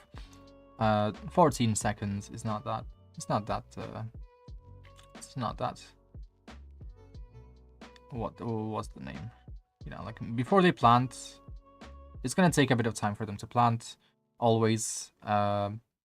So if you rotate on the optimal timing, you're gonna catch the enemies even before they start planting. So you can definitely do some stuff like throw your medal down to stall them further, spam the plant spots. You know, if you bought like an Odin, you could have maybe denied the plants in entirety, so buying even more time. You know, something like that. But instead, we're just not, you know, or we can medal this and then spam, you know, to like guarantee. Dude, fuck off. Why is my connection so bad? Okay, it's fixed. Don't call me when I'm streaming. Dude, don't call me when I'm streaming, please. I don't know why, but my connection goes fucking terrible when you do that. What the fuck? Okay, yeah, like, so, yeah, this is, like, literally the standard here.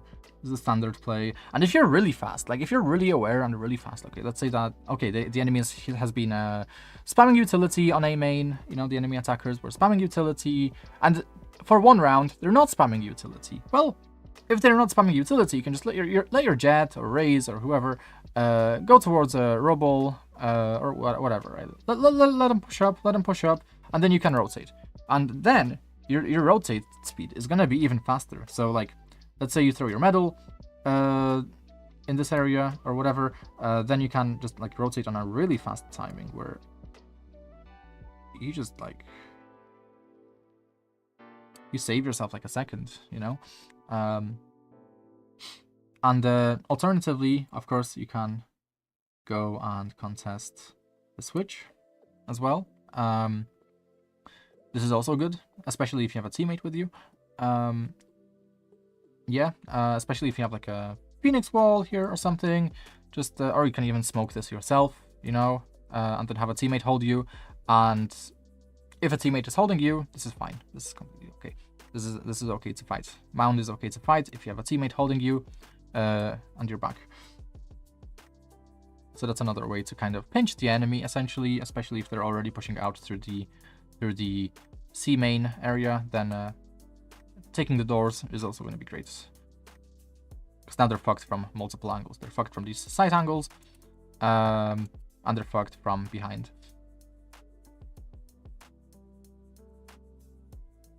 My Phoenix above me. Skyflash C.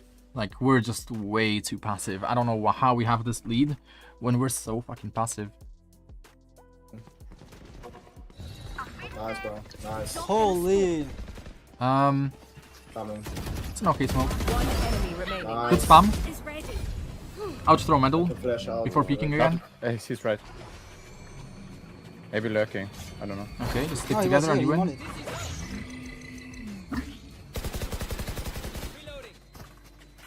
Stick together and Okay, you don't- win. He's here. Okay. Yo, nice. Phoenix is back. Oh, He Phoenix is probably back. Rush with 200 kilometers. Is he back? I would not get my hopes up. Don't change your plan just because he's back. He's not answering though. See that here. Another good spam. See, like this is a.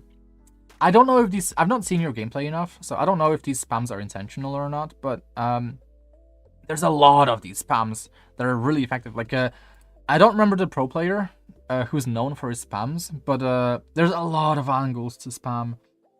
If you're stairs, you can spam this angle as the enemy is pushing close. If you're stairs, you can also spam this angle if the enemy is trying to cross. Brock, that's it. Yeah, him. But there was another one. I think he was on Exter's team, NRG, or whatever it was. I don't watch pro play. I don't know the team names. There's also this spam you can do through the smoke. There's also through the wall. There's this spam. I have like a Lotus wallbanks guide, but it's outdated. But there's all these spams you can do basically, depending on your weapon and where the enemy is. So yeah, for example, I have a wallbang line up here to deny the plant here. it's so nerdy, but it works. Actually, does it work anymore? I don't think it works for the plant anymore. I think it only works for any enemies playing in this area, basically. I think it should work for plants as well. Anyways, what was I saying? Oh yeah, so yeah, you have all these spams. You know, another spam that you can do is here, basically, as the enemy is pushing out, you can spam this. It's a non-angle, so it's kind of more risky. But you can spam this. If there's a smoke down, you can spam this line, or this line. If the enemy is pushing out here, obviously you can spam this line. You can also spam through the boxes here, or here. And then also I'm gonna cover this in my off angles guide, but you can also play like this off angle here, which is gonna make it where the enemy is looking towards this direction, and you just get a free kill. Apart from that, there's also the spams that are like very predictable timing based spams. So if you're here, there's actually like a set amount of seconds, or like a set amount of time that you can like pre-fire this angle on to get a kill here, basically.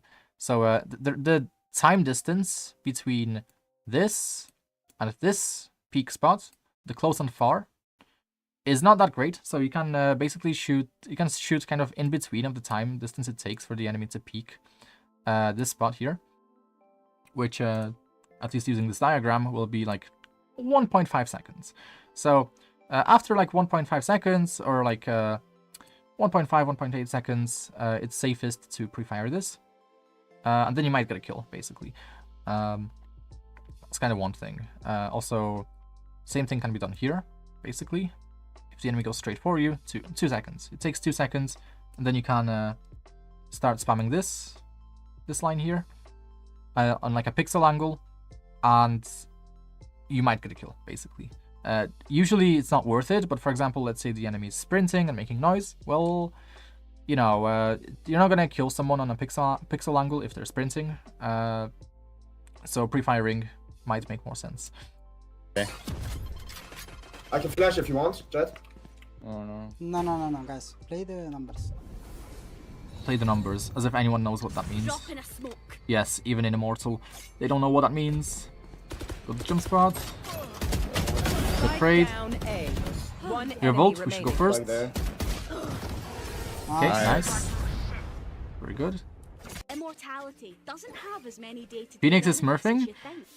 Which Phoenix? Decided this gig. Is Phoenix smurfing? Who's smurfing? Who's the smurf? Yeah, I'm sure that it's a problem with the smurf, you know? Outside of this gig, And not the team, immortality right? doesn't have as many day-to-day benefits as you think. I'm sure it's a problem with the... He's boosting Sky? Wow, yeah, really? Like, bro... There's just no accountability in players. There's no accountability. Like, if you're gonna lose a 5v4,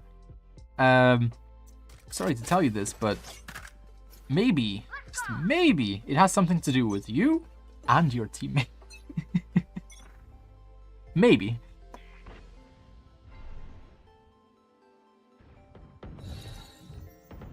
No peeking. Joke's over! You're dead! Drop in a smoke. Yeah, we're a bit too slow on the rotate here. The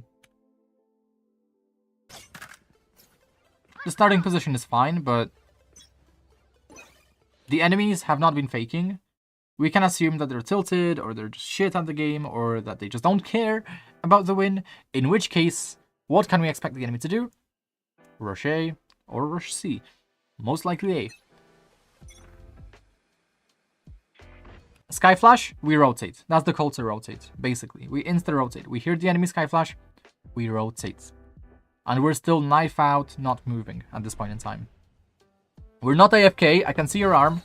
We're just No peeking. fucking zoning out or something. Joke's over! You're dead! Yeah, we're way too slow. Like, we're losing the timings. It's like, get onto the bomb site and fight the enemy from different angles. Spike planted.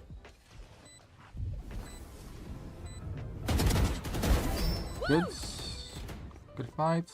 We have medal. Phoenix lost. We have medal. Refreshing. Ooh, good movement. But we have medal. We have medal. We have medal. We have medal. We have our vulnerability ability. 1-3.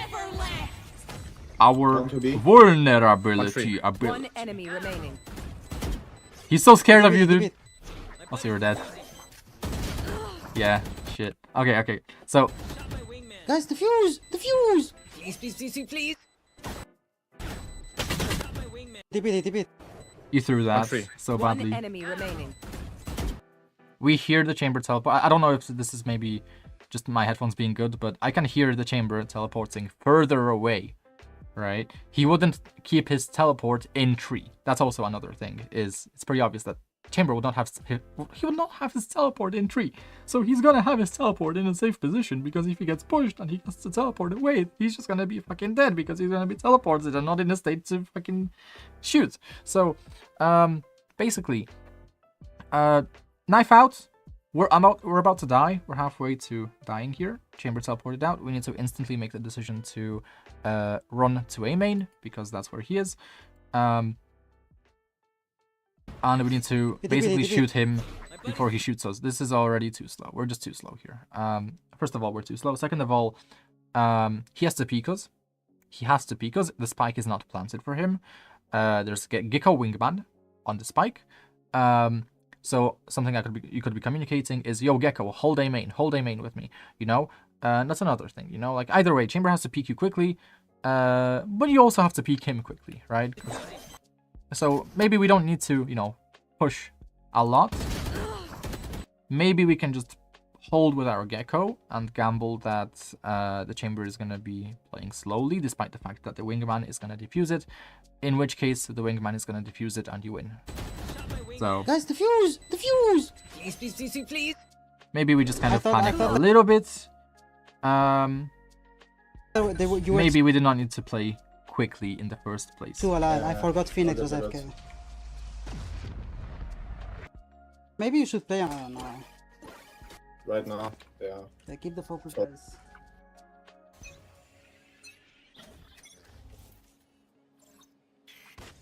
Skyflash B. Yeah, they don't fake. They don't fake. You need to do something here. Metal. We can throw a metal to stall the enemy.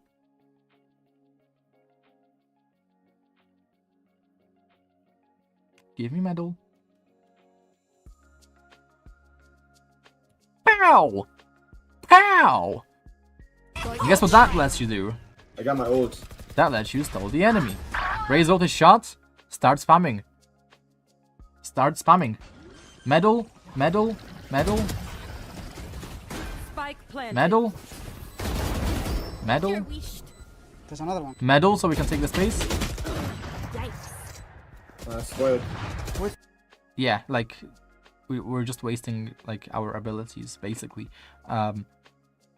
Let's say that we expect the enemy to push the smokes. We know that there's another one, or we heard that there's another one. Okay, why don't we meddle it? You know, like our jet is holding the smoke, so as long as the smoke is up, our jet has the kill. So like now, we have a timing to throw the medal and let our jet, you know, take the kill instead. It's unlucky that she has an op, so in this case, yeah. So our gecko, what the fuck is our gecko? Why is there a gecko AFK as well? Oh my god. But no, so normally you'd want to throw your medal to take the space, you know, or take back the space. Because the enemy is playing so aggressively, we also should not necessarily be staying outside the smoke. There's another one. This position that we're in, it exposes us to those flashes. It's good that we dodged it. It's good that we dodged the flash, but a better Phoenix player is gonna pop flash it, so we're basically fucked. So we either want to play closer to the smoke to play anti-flash, or we want to play behind our jet and bait our jet, basically. There's the... What we're doing here is just taking those dry fights, and they're not truly dry fights. They're actually just disadvantageous fights because we just got flashed.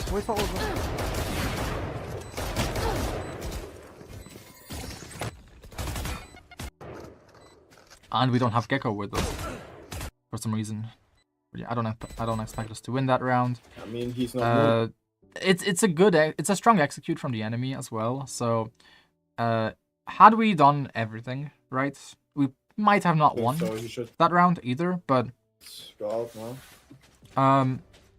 Now, for example, let's say the enemy found it really easy to execute the B site. Maybe we can make the read that maybe they're gonna push something again. You know, maybe they're gonna keep rushing. You know, maybe we want to play a bit closer to B main so that we can hear the enemy stomping, or maybe we want to play just like in this general area now so that we can pick out some info. And in that case, we could maybe destroy the breakable, fight from breakable, maybe with our teammates in A main or something. We don't need to be starting in our spawn every single time, especially if the enemy is non-stop rushing, and we can give our teammates the information that which bomb site the enemy is rushing.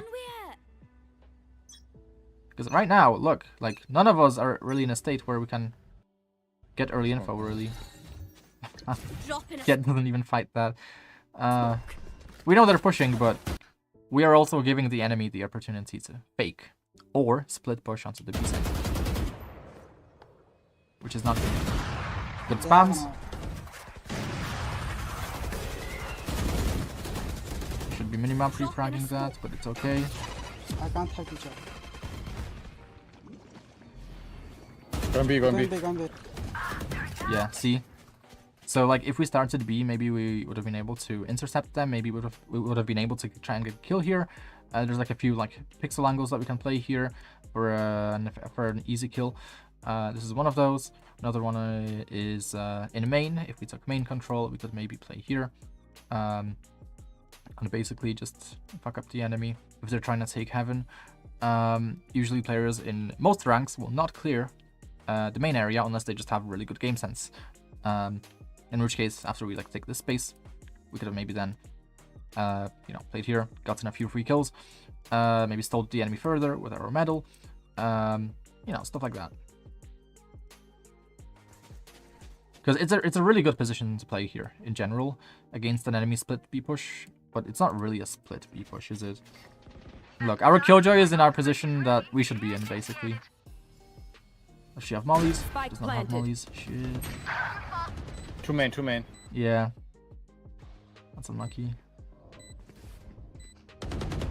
I'm gonna ult. One close upper. So upper. Nah. So we need to go more to the left after that. We can't fight that. We can't fight that, basically. Last player standing. The Gecko ultimate is going towards the chamber. We need to play off the Gecko ultimate.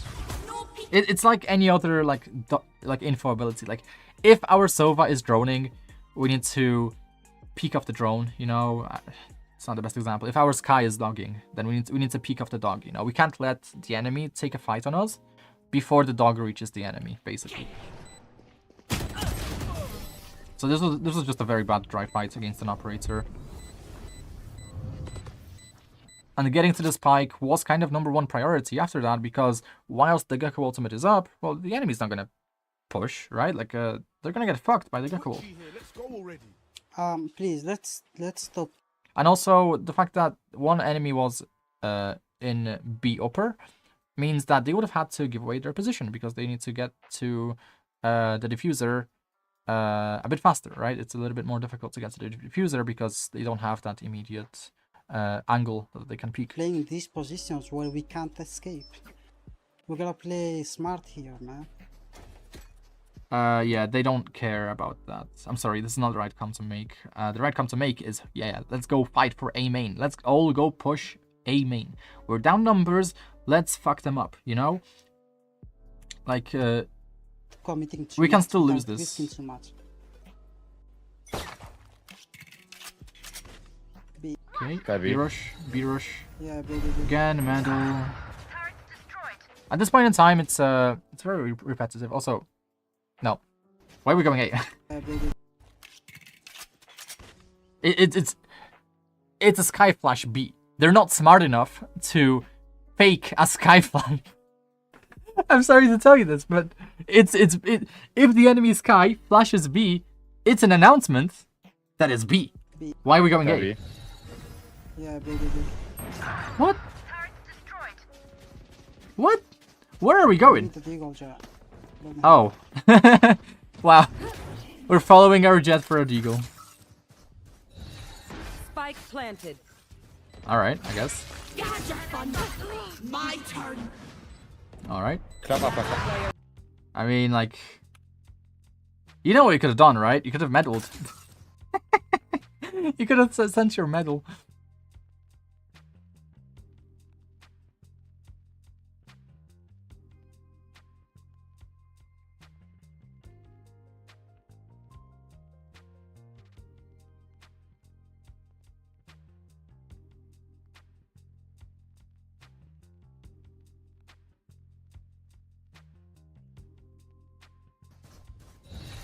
Spike planted. What the hell? Yeah, I mean, a truly genius player would not just be standing out in the open for no reason. You don't need to be standing where you're standing when you think about it. This is just a micro mistake. It's not a big deal. The Phoenix is just good. The Phoenix is just me. But you can play anti-flash here. Like, we know that someone's most likely not A main anymore. Like, we killed the guy A main, or he rotated. We can totally just meddle this. Or before we meddle this, you know, we wait for our jet to destroy it, and then we peek off our jet's contact, because our jet is gonna strafe to the left. Our jet is gonna, you know, she's not gonna peek the enemy with her knife out. So a good player is not gonna be knifing the breakable and then just walking through the breakable with her knife out. No, she's gonna knife it. She's gonna strafe in, out, in, out, in, out, and then she's gonna strafe back, right? And then after she strafes back, she has like the perfect angle for a contact, for the contact play here, where like you can just peek off your jet very easily, and the enemy has 2 angles to worry about here. If they flash your jet, well, now you're not flashed. That's the only thing that can go wrong here, basically. Like, you need to look at the fact that the Phoenix might not be a completely useless player, you know? So he's gonna maybe flash this. Either way, it doesn't hurt to play anti-flash in these kinds of positions, or at any time, really, that it doesn't hurt to play anti-flash, we should play anti-flash. And at the same time, you're gonna play a contact play here, maybe save your jet from dying. And you can just continue playing. And then maybe you can throw the medal for good measure. Let's take this pace further. Where the hell is the medal? Here's the medal. Just throw the medal. Push up further. Player standing. One man. Drop in a smoke. But yeah, winning that is impossible without getting the trade on the Phoenix. I got things to do. Or without getting the not trade on the Phoenix, without just killing the Phoenix. But like, had you traded the Phoenix, it should have been you trading your jet, not your jet trading you. Because ultimately, you're the top fragger, you're the best player on the team, so there's no one else but you who should be staying alive. Smoke, yeah. Yo, Jet, stop playing that position. Bro, okay, another thing. You can't make your teammates do what... how do I say it? If you tell your teammates that what they're doing is just wrong, they're not gonna give a fuck. They're gonna probably be more likely to keep doing it, in fact. Instead, you need to propose better alternatives, maybe with a justification, or you can just do the funny, cool trick that I do, which is pretend that you know something that they don't.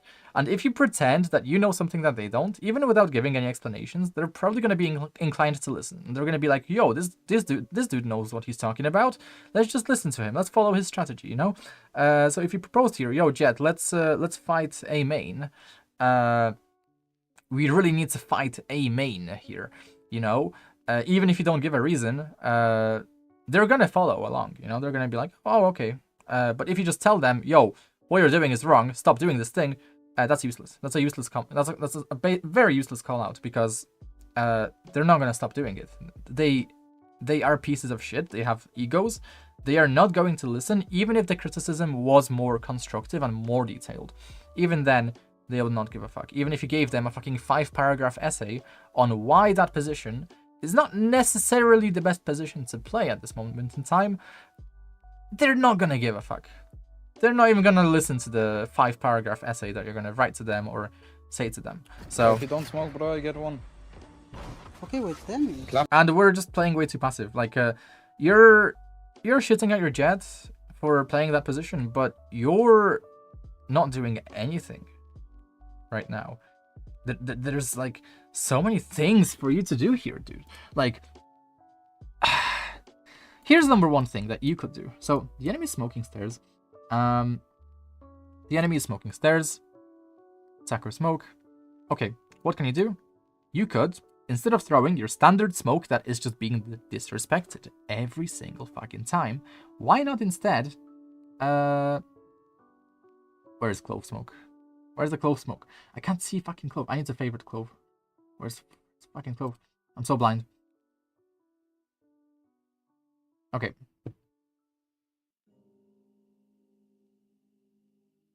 We could maybe try and throw like a smoke like this down, maybe, and try and lurk around the smoke, isolate our fights, perhaps, you know. Alternatively, we could try and maybe throw this smoke down, and then we can push out here and isolate our fights this way. Alternatively, we just don't throw the smoke down. Alternatively, we throw our medal down and we spam, you know. Or, alternatively, there's all these kinds of things that you can do. Stop playing that position. Alternatively, you can play with your jet. If you don't smoke.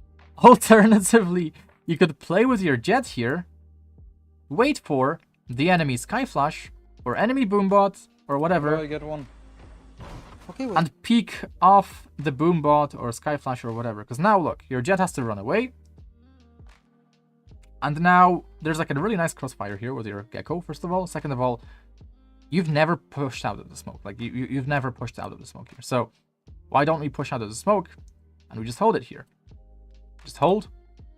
The enemy's gonna have to push out if they want to capitalize off of the boombox Left in space. B. Left in I've B. got your trail. And yeah, like Enemy spotted that A. could have, that may as well have won us that round, you know. But now we're probably gonna lose it, One Spike close down side. A. and we've lost it. And even if we win, we still lost because, which we didn't win, but Honestly, she won't. even had we won that round, we still would have lost it because it's not about winning one round, it's about winning every round when an enemy does something like that, you know? It's not just one round that you want to worry about, it's, okay, is this really going to work in the future? You know? Is me sitting in spawn, playing for my smokes on my iPad, really going to be the thing that gets us to win, you know? It's usually not going to be the case, know if they're coming- especially on Clove. Yeah, come. Should be A. Drop in a smoke. So now we're changing things up, okay. Joke's over. You're dead. Yeah, maybe if we had brimstone mollies. Yeah, like, really, like, the medal doesn't even stop the enemy. Like, that's why you need to spam and take, like, an additional risk that you're gonna get counter-spammed, because the medal doesn't stop the enemy, so if you throw your medal down, you have to pair it with some bullets, you know? But with the brimstone molly, your space is just, the space is just denied, you know? They can't push the brimstone molly, like, it's so easy. You're making a fucking sage wall for fucking 7 seconds, or however long it lasts.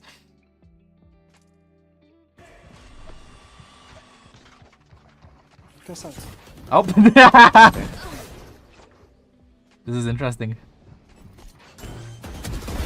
Good angle, good angle. This is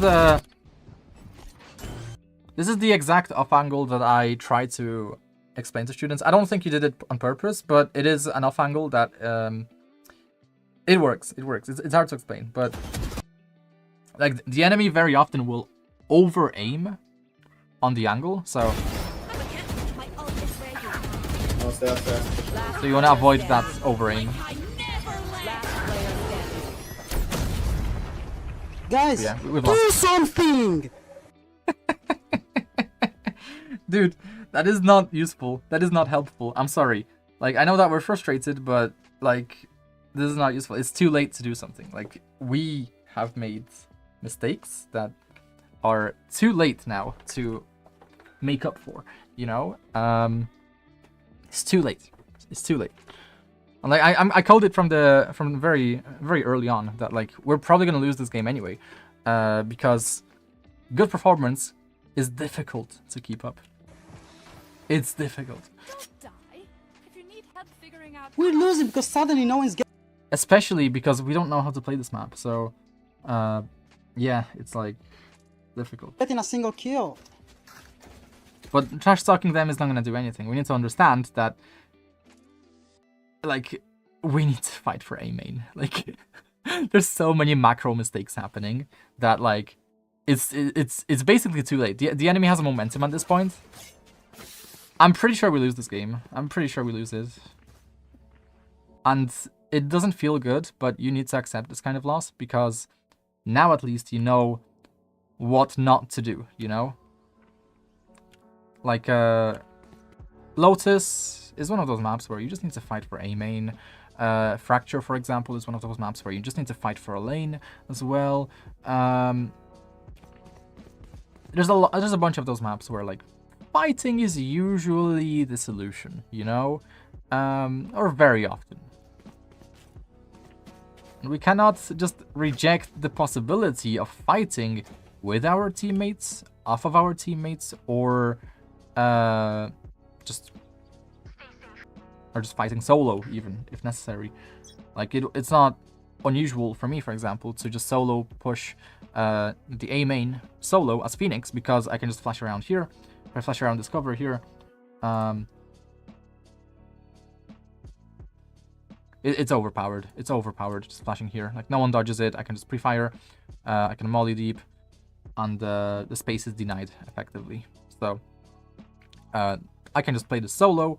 1v5 even, if necessary. And then I can just fall back. All I do is ask my teammate my shitty useless teammate in the A link to destroy the breakable for me so that I can get away quickly, and that's it. You know, that's kind of the solo plan. It's not great, it's not ideal if the enemy uses utility and if they're good, Echo but great, right? in ranked, sometimes you just have to do it solo. Drop in a smoke. But you're not doing anything right now. This is This not the right spam either. One B, one C main, operator. The timing on the spam was a bit off. Going outside C, left. Two outside C. We're so 148. clueless. Race 1 Maybe HP. three outside. Refreshing. Oh, no. Okay, so here is fine. Swinging wide here is fine. Race 1 Maybe HP. three. This is fine, but now here, we need to chill for a sec and catch the timing, basically. We need to break the enemy's ankles, basically. So the raise is gonna try and wrap you. So what you need to try and do is play the mind game, where okay, you swung out wide on the right side. Okay, now you can expect the raise to be on the left side here, right? You didn't see the raise on the right side, so they're on the left side naturally, right? Maybe three. So outside. here, we can just take a pause to relax. And then after the pause, we'll probably catch a better timing to peak the raise. So the raise is kind of moving up here. Why don't we just swing wide, you know? Why are we suddenly not swinging wide, you know? Like, go close to the wall and then swing out wide, you know? Just for the best timing and the best peak. I would be trying to basically play around, or I would try and take my duels in consideration for, yeah, this ability that I have that makes me move faster and have Okay. health. On C. Spike planted. Last down. Usually these kinds of fights are easy. You just need to make use of the advantage you have.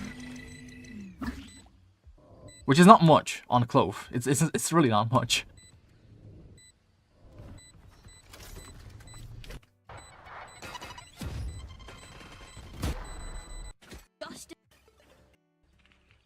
I think we've lost the game and we've given up, maybe. Initiative. And like, notice how we're still not playing like anything's on the line. Like, we need to play like something is on the line, but we cannot believe that something is on the line, you know? Because if we believe that something is on the line, well, we might play in these passive ways that just don't get anything done. And yeah, our gameplay is going to be impacted negatively.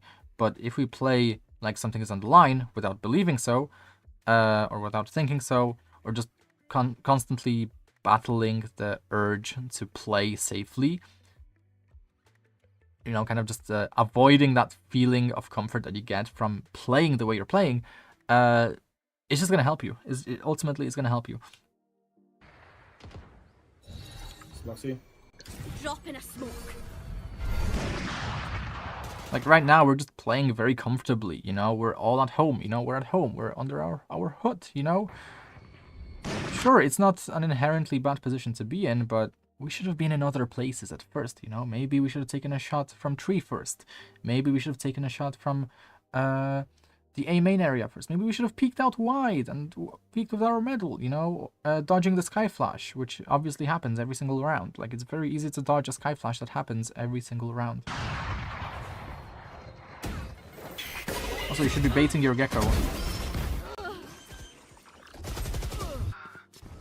Yeah, see, like they spammed the utility. Like, and here's another thing: why did they have so much utility? Maybe it's because we didn't fight them early on. You know, maybe we didn't force the enemy to use any utility because we're all playing all the way back here. We're all playing past this line when we should all be playing in this line, or ideally in this line. So, yeah, that's a few things to keep in mind. This is like number 1 priority area to try and contest. This is the number 2 priority area that you can contest, kind of if you've lost this area, and this is the 3rd priority area that you contest if you have to, if you really, really have to, or if you're retaking because you started towards C. But otherwise, you should be in those 2 areas.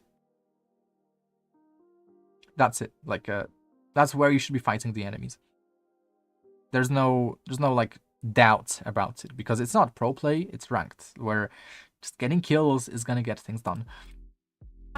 But not the kinds of kills where you're just passive as fuck and you just give up map control and you just let the enemy push you and rush you with utility because they have no reason to use the utility early on. Okay, yeah, we've lost. Attackers win. So yeah, it's just about understanding the macro, understanding that aggression really pays off.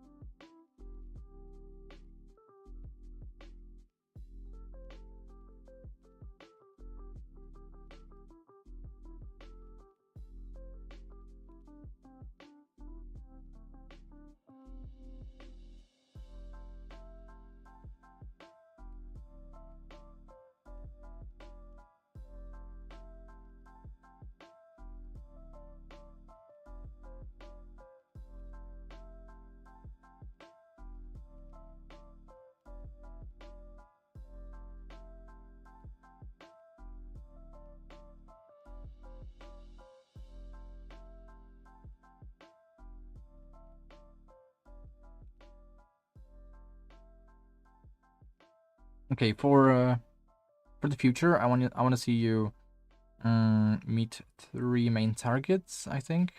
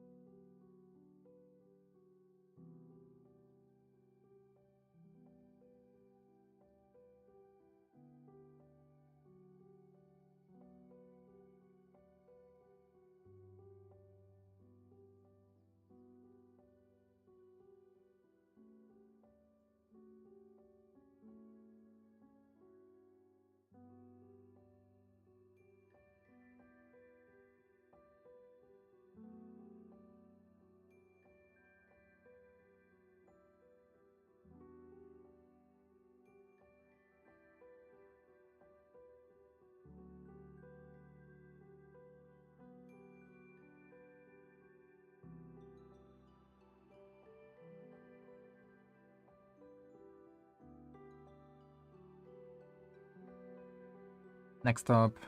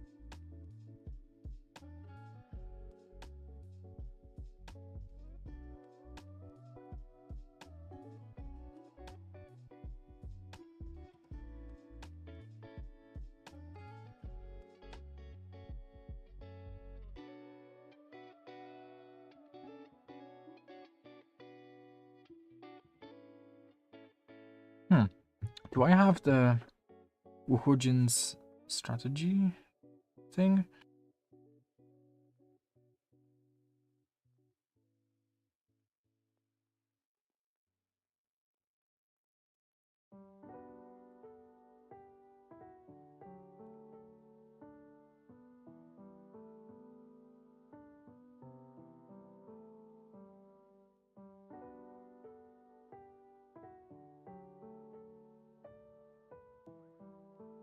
This it?